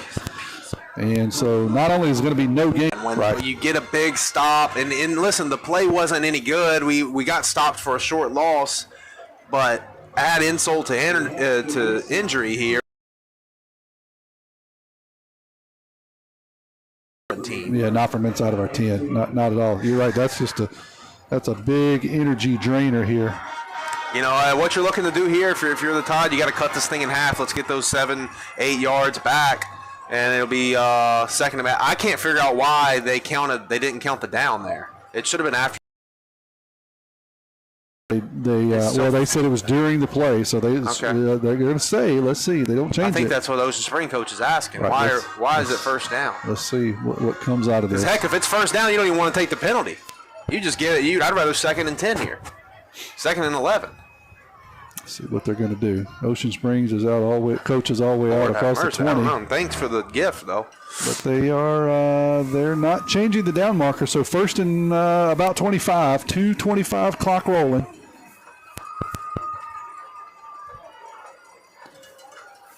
Robertson wants to throw the football. Got a receiver out in the flat. That's Dennis, but he is getting pursued, and he'll get 7 yards. Yeah, I guess it was half the distance is what they're thinking. Oh yeah, it would be half the distance. I don't know. That's wild. I don't understand why it was first down. Anyway, nonetheless, 2nd and 13 or so here. Yeah, we're going to put it down at the 11. So yeah, they got to get out to the 25-yard line. Clock roll, 39 to go here in the third quarter. 49-28, 49-35 is the score. Robinson's going to toss it to Hawthorne off the right side. He's going to have enough. So they got an extra down, and they're able to chew it back in 3 plays.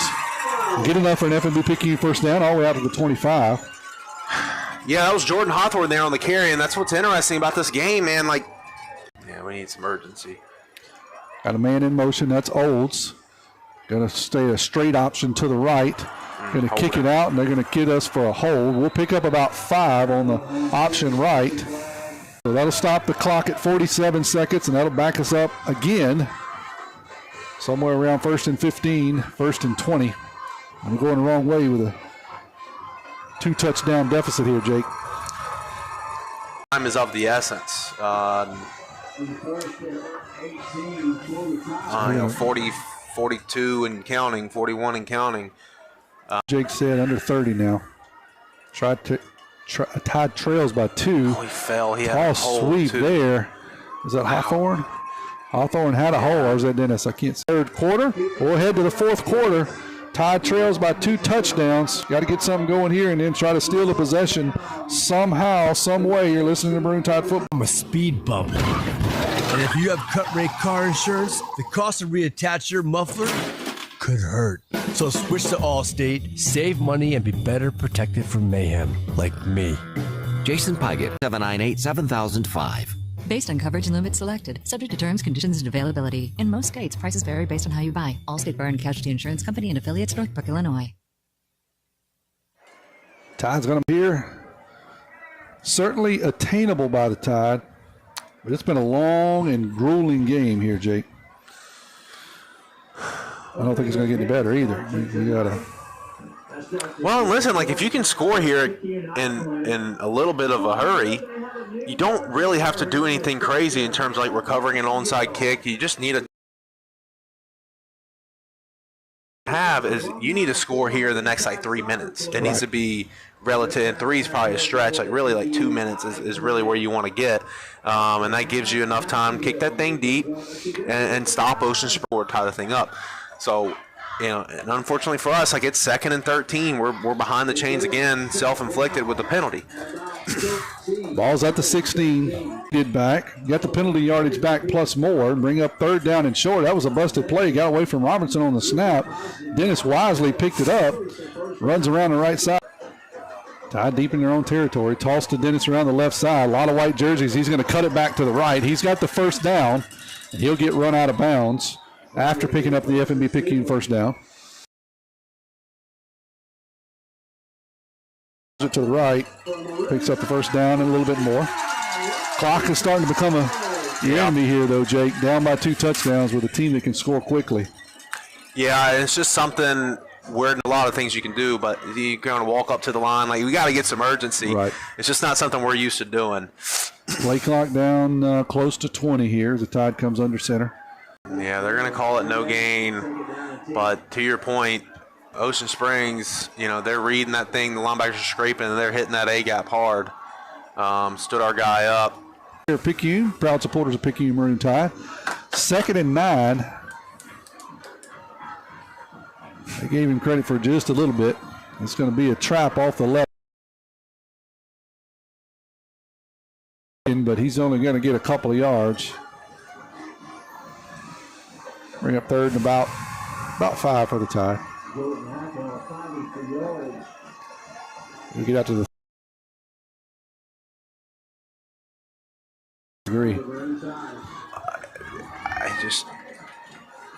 I think a little urgency here.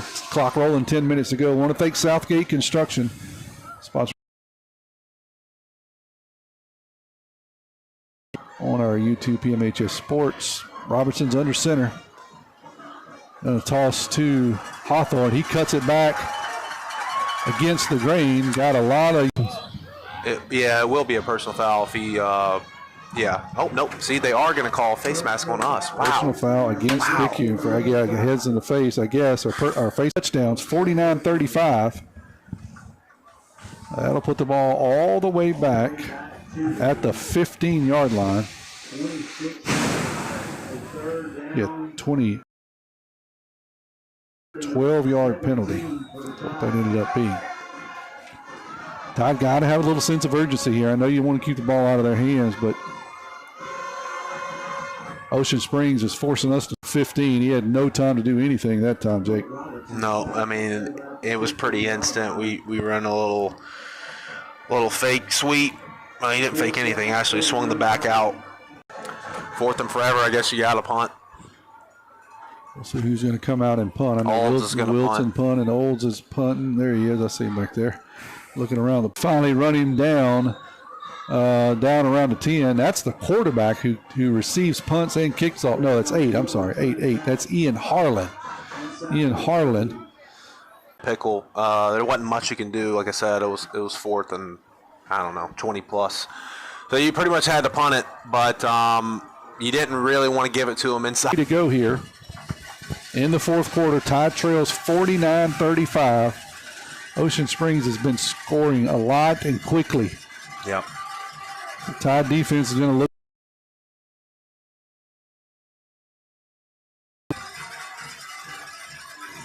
Going to hand the ball to 13 again off the right side. This time he's a foot race around the right side. He outruns everybody inside the 10, inside the 5.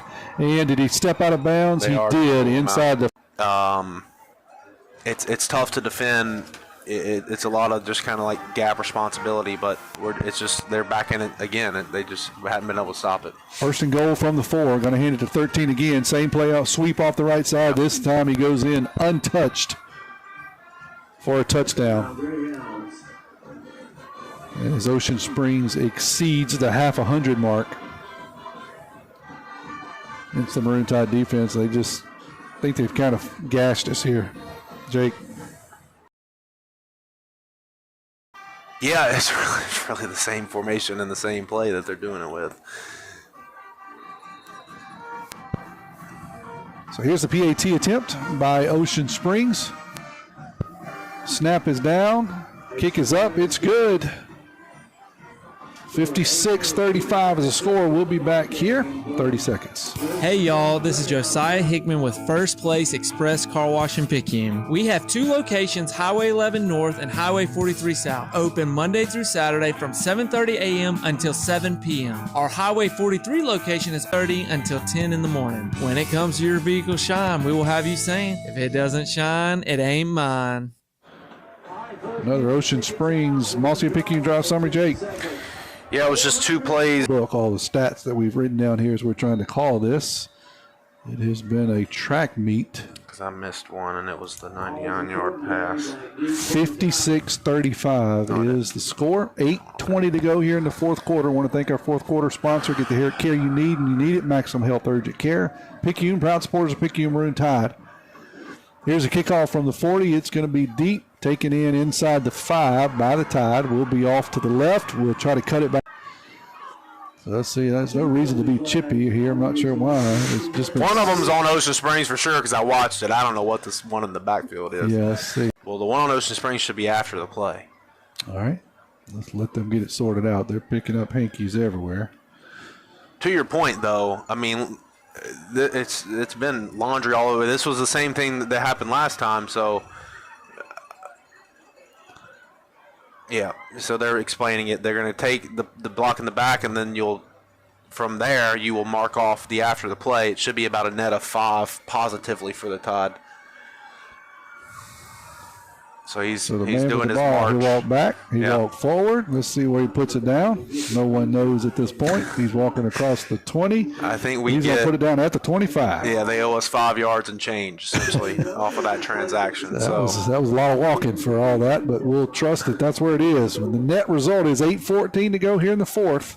56-35. Tide trails. Tide had to punt their last possession. After going 10 plays, before that, scored a touchdown before that to open the half, drove down to the 1 and fumbled. That was kind of what turned this whole thing around. Going to be a handoff off the right side. That's Dennis, and he'll get a couple. I think Ocean Springs is content to give you 3 yards and a cloud of dust the rest of the night with a 3-touchdown lead. Yeah, I mean, the game plan is pretty simple. Just don't give up a big play. And quite frankly, at this point, they probably could give up a big play. Yeah. 3-touchdown lead, 7:40 to go. Clock rolling. Tide really still in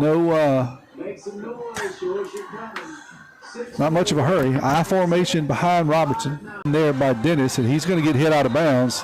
Then there's the guy standing right beside it did not call it. The guy 30 yards downfield does call the block in the back, or not. I mean, I don't really understand all the chippiness. Like I said, it's 2 weeks in a row. We didn't shake hands after last game. Probably won't do it again this game. But it's probably something we need to clean up before we get into the games that matter. Penalty, and that'll move the ball down to the 44-yard line of Ocean Springs. Clock stops at nowhere as he stood up behind the line of scrimmage. He'll lose one at least. Congratulations to Jeremiah Coy. Would probably look to take Dennis out of the game.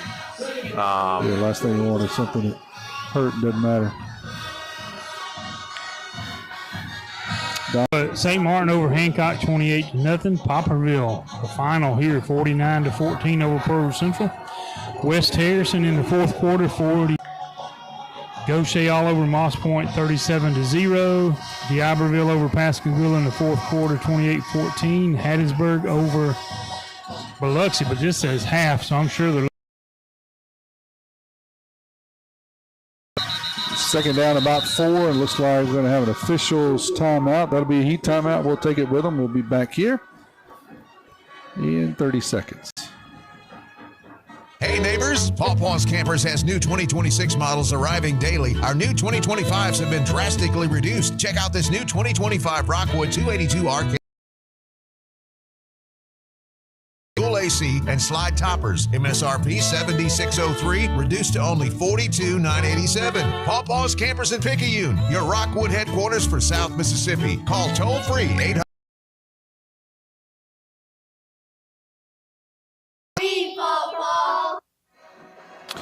56-35 is the score here in the fourth quarter. We've got 5:59 to go. Coming out of the heat time.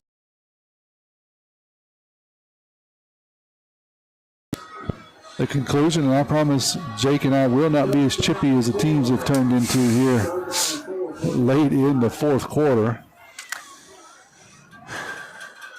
Jake will be giving away some awards. Some of those obvious, some of those going to have to work for a little bit more. Big third down here. I mean, I guess Before it starts. Hawthorne was going to take Timeout. the pitch, and we're going to have a timeout. I'm not sure why they would call timeout coming out of a timeout and a 2-score lead, but we'll take it with them. We'll be back in 30 seconds. Nobody. Downpour. You can't see out of your windshield. And if you have the wrong car insurance, you might have to make it rain to fix your bumper. So switch to Allstate, save money, and be better protected from mayhem. Like. Make sure you have the right coverage. Give the Pygate Agency a call today. 601-798-7005. Based on coverage and limits selected, subject to terms, conditions, and availability. In most states, prices vary based on how you buy. Allstate Bar and Casualty Insurance Company and affiliates, Northbrook, Illinois. And we apologize. Sometimes we know the stream is buffering. We are at the mercy of mobile internet, satellite internet. It buffers a bit. We wish we could fix it, but sometimes there's not a whole lot we could do about it. So apologize if you get a little buffering here or there. We're doing everything we can to fix it. Go now, 56-35. Third and about 4 for the Tide. I formation behind Robertson. He's going to hand it to Hawthorne off the left side. He'll get across the 30. That'll be enough for an FMB Picayune first down. That's enough for Maroon Tide. First down. Get out of here. Yeah, I think that's kind of where you're at. You just, like you said, looking to get out of here, no injuries, chew up the clock, not let them score again. Yeah, I don't think they did, but they had a lineman blocking 15 yards downfield, which is great, but you can't hit people after the play. On the play, down to the 25. Did they blow it dead? Picayune is going to take another timeout. We'll take it with them. We'll be back here in 30 seconds. To Pawpaw's Campers in Picayune. You'll be glad you did. That's a good RV, Pawpaw. They don't go anywhere after the game. As I said, we'll have the more than an hour at around 10:30. Listening to that, you can catch all of the high school scores. Don gave us a scoring update a few minutes ago where Poplarville defeated in county rival Pearl River Central. What'd you say, Donald, that score was? Like 49-14? Is that what you said? Out on the lead to Hawthorne, and he'll bust in there with another FMB Picayune first down. It should be enough. Nope, it's going to be just outside. I was going to say. Yeah, if anything, Jordan's getting a chance to pad the stats a little bit. Clock rolling. Still playing hard. I like to see him run the football. He's a good two-way player for the Tide. He runs with authority. Going to toss it to him around the left side this time. He's going to run into a couple of white jerseys and get pummeled, but somewhere around the 3 or so for first and goal. They can't get a first down for a touchdown. Clock still rolling, 3:40 to go. Tide trails by 3 touchdowns. Kane McKinley is back in the end zone there. Great job by Colt, man. Just kind of running around, buying himself some time, and he has the awareness to find his guy standing in the back of the end zone. Pursued, throws a touchdown pass. Edgar Cruz puts the PAT up. 56-42. We'll be back in 30 seconds with a Marcia Picayune drive summary. Do you need a delicious dessert? Well, for all your pastry and dessert needs, including the famous Butter Crunch cookies and seasonally decorated cupcakes. Try a Paul's specialty cake, perfect for any occasion from birthdays to weddings and any holiday. Let Paul's Pastry customize a cake. Tide still trying to do something here late, Jake, with this Marcia Picayune drive summary. Yeah, it's a 9-play, 4-minute and 54-second drive. It covered 75 yards, and it was the... I'm sure the Tide's going to try an onside kick here with 3:20 to go in the fourth quarter.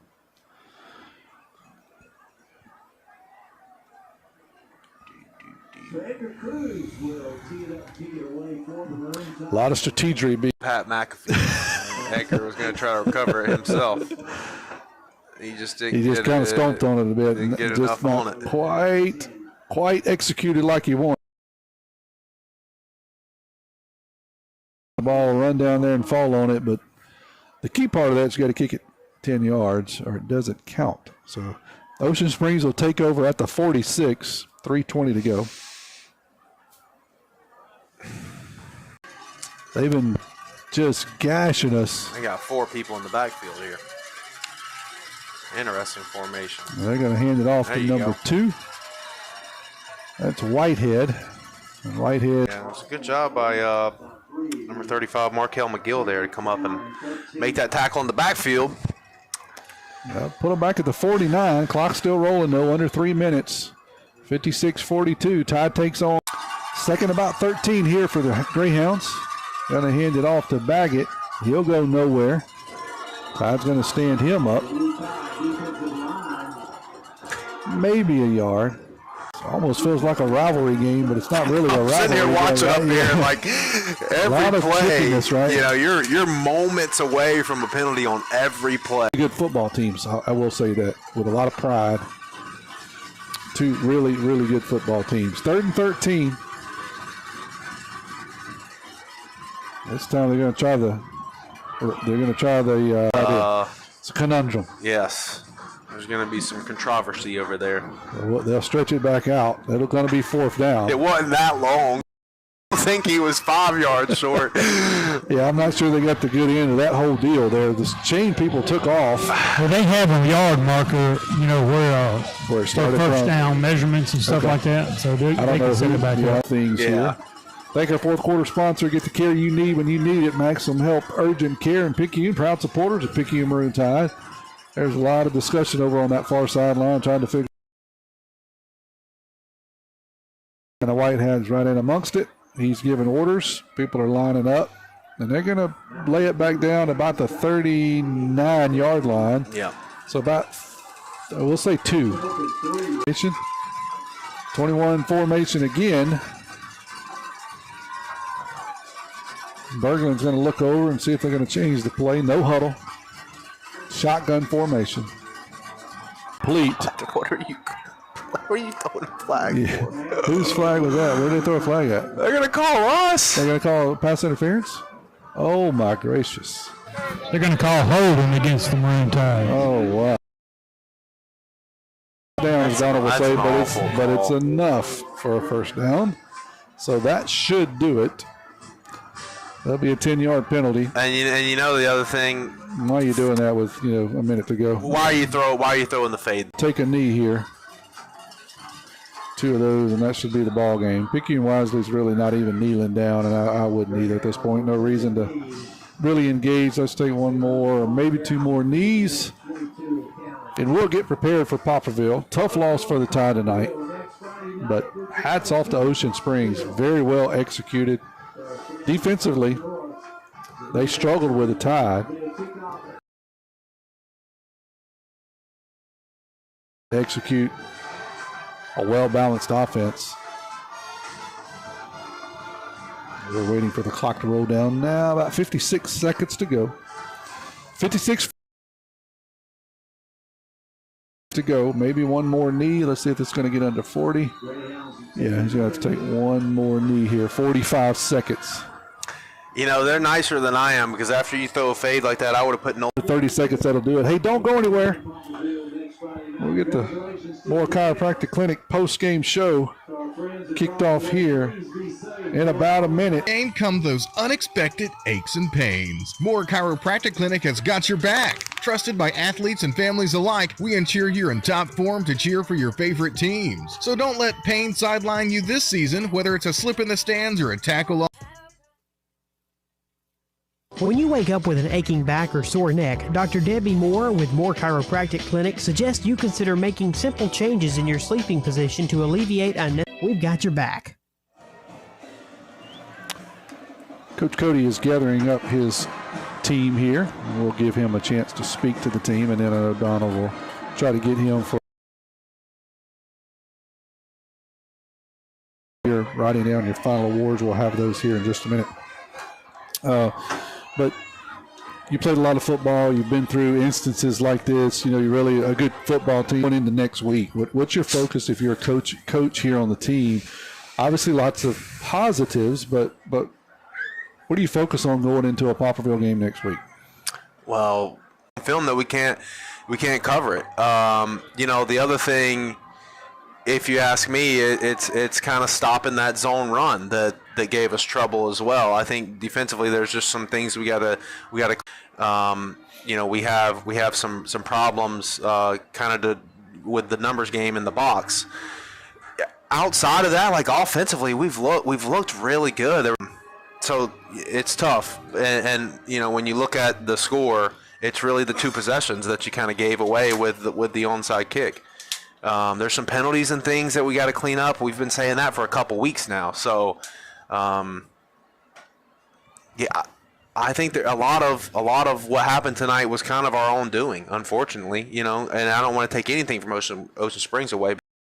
Offensively, they looked phenomenal, but they never stopped us on offense. So, I know Poplarville's got a really good athlete. I don't know that. Because we don't want to keep getting in these shootouts. I agree. I think here's Coach Steiner. Hey, Coach, thanks for joining us. I know you always do win, lose, or draw, and we appreciate that. We were just talking as you were addressing. What we were talking about is, what do you work on next week? There's a lot of positives that came out of this game. You were able to really do what you wanted to do offensively for the most part. We had a fumble there, and we had some onside kicks that we failed to recover, but offensively we looked good. Defensively, they kind of out-horsed us a little bit. What do you work on next week going into Poplarville game? Blocking and tackling. I mean, we were in the game there. Like you said, we shot ourselves in the foot. Gave them 2 possessions right there with a minute to go and a half. It was lack of focus, but I blame myself on that. I should have had us in better position to handle that. We just got to get out. This game is not going to define us. We're going to learn from it. There's a lot of things that we need to get better at. Obviously, those guys are good now. That's probably going to be one of the best teams we play. A lot of dudes over there. So hats off to those guys for having a great game plan against us. We just got to do better with blocking and tackling the simple things, and I think this team will respond next week. Yeah, no doubt. There's certainly nothing to hang your head about, especially from an offensive perspective. We went toe-to-toe with them right for most of the game. It kind of got away at the end there, but really went toe-to-toe with those guys, kind of jab for jab. You saw really 2 good football teams going after each other. Offensively, they kind of gassed us a bit, and something that we kind of struggled with a little bit, the zone run that they kind of gassed us with early. And honestly, we just couldn't get an answer for it, right, Coach? Well, no, we couldn't. It was a heavyweight fight. Right. Punch for punch right there. We just happened to be the one to make the mistake and slip up. So, 2 good football teams. You can't make the mistakes. We made the mistakes. They didn't. They were able to capitalize off of it. So, that's one thing we can we can fix that moving forward. I really like where this football team can head. We just we'll go back to it's Monday of the year and get ready for Poplarville next week. Yeah, hats off to Ocean Springs. They executed well. You said it. We blinked right in a fight. Sometimes the first person that blinks loses, and we blinked there, made a couple of mistakes they took advantage of. Hats off to them. I think they're going to make some noise in 7A, but certainly this doesn't define our season. And I think of the good things that we saw up here. We've really seen this young team of yours kind of grow in the first couple of games. So we're seeing some things that really impress us, especially offensively. That we've got some people that are just grinding it out, just old school Picayune football. Yeah, look, I love these guys to death, and then they show up to work every day. We just got to clean the things up that we can clean up, and once they get on the film and see the things that control, I think we'll be a lot better next week. You always learn from a loss, and and I think this team will respond well coming Monday. Absolutely. Well, congratulations on a hard-fought game. I know you'll be working on some things next week. We'll see you next Friday night. Looking forward to it. Yes, sir. Roll Tide. High school football season is back and the excitement is real, but with the thrill of the game come those unexpected aches and pains. Moore Chiropractic Clinic has got your back. Trusted by athletes and families alike, we ensure you're in top form to cheer for your favorite teams. So don't let pain sideline you this season, whether it's a slip in the stands or a tackle on the field. Moore Chiropractic is here for all your spinal care needs. So get back in the game with Moore Chiropractic Clinic. Your team's winning touchdown starts with a healthy spine. Call us today or visit us at our clinic. Moore Chiropractic Clinic, where wellness meets winning spirit. Let's head over to Jake because he's got some awards to give away here. And then we'll come down to Donald, and I'll get some final scoring updates before we wrap up the Moore Chiropractic Clinic post-game. I'm going to give that to number 40, Kyle Nigana. Had a just great game overall, multiple tackles for loss, plays really hard. I'm biased, like I said, he's my favorite player on the team. The Deanna really big momentum shifter for us there at the beginning of the game, or towards the beginning of the game. The Fortenberry's He Smoked Him play of the game is the 41-yard number 54. Did a really good job pulling all night. You know, there were a couple times defensively where he made some plays, but he's going to be our offensive lineman of the game. And then lastly, the Sonic Drive-In of Picayune player of the game.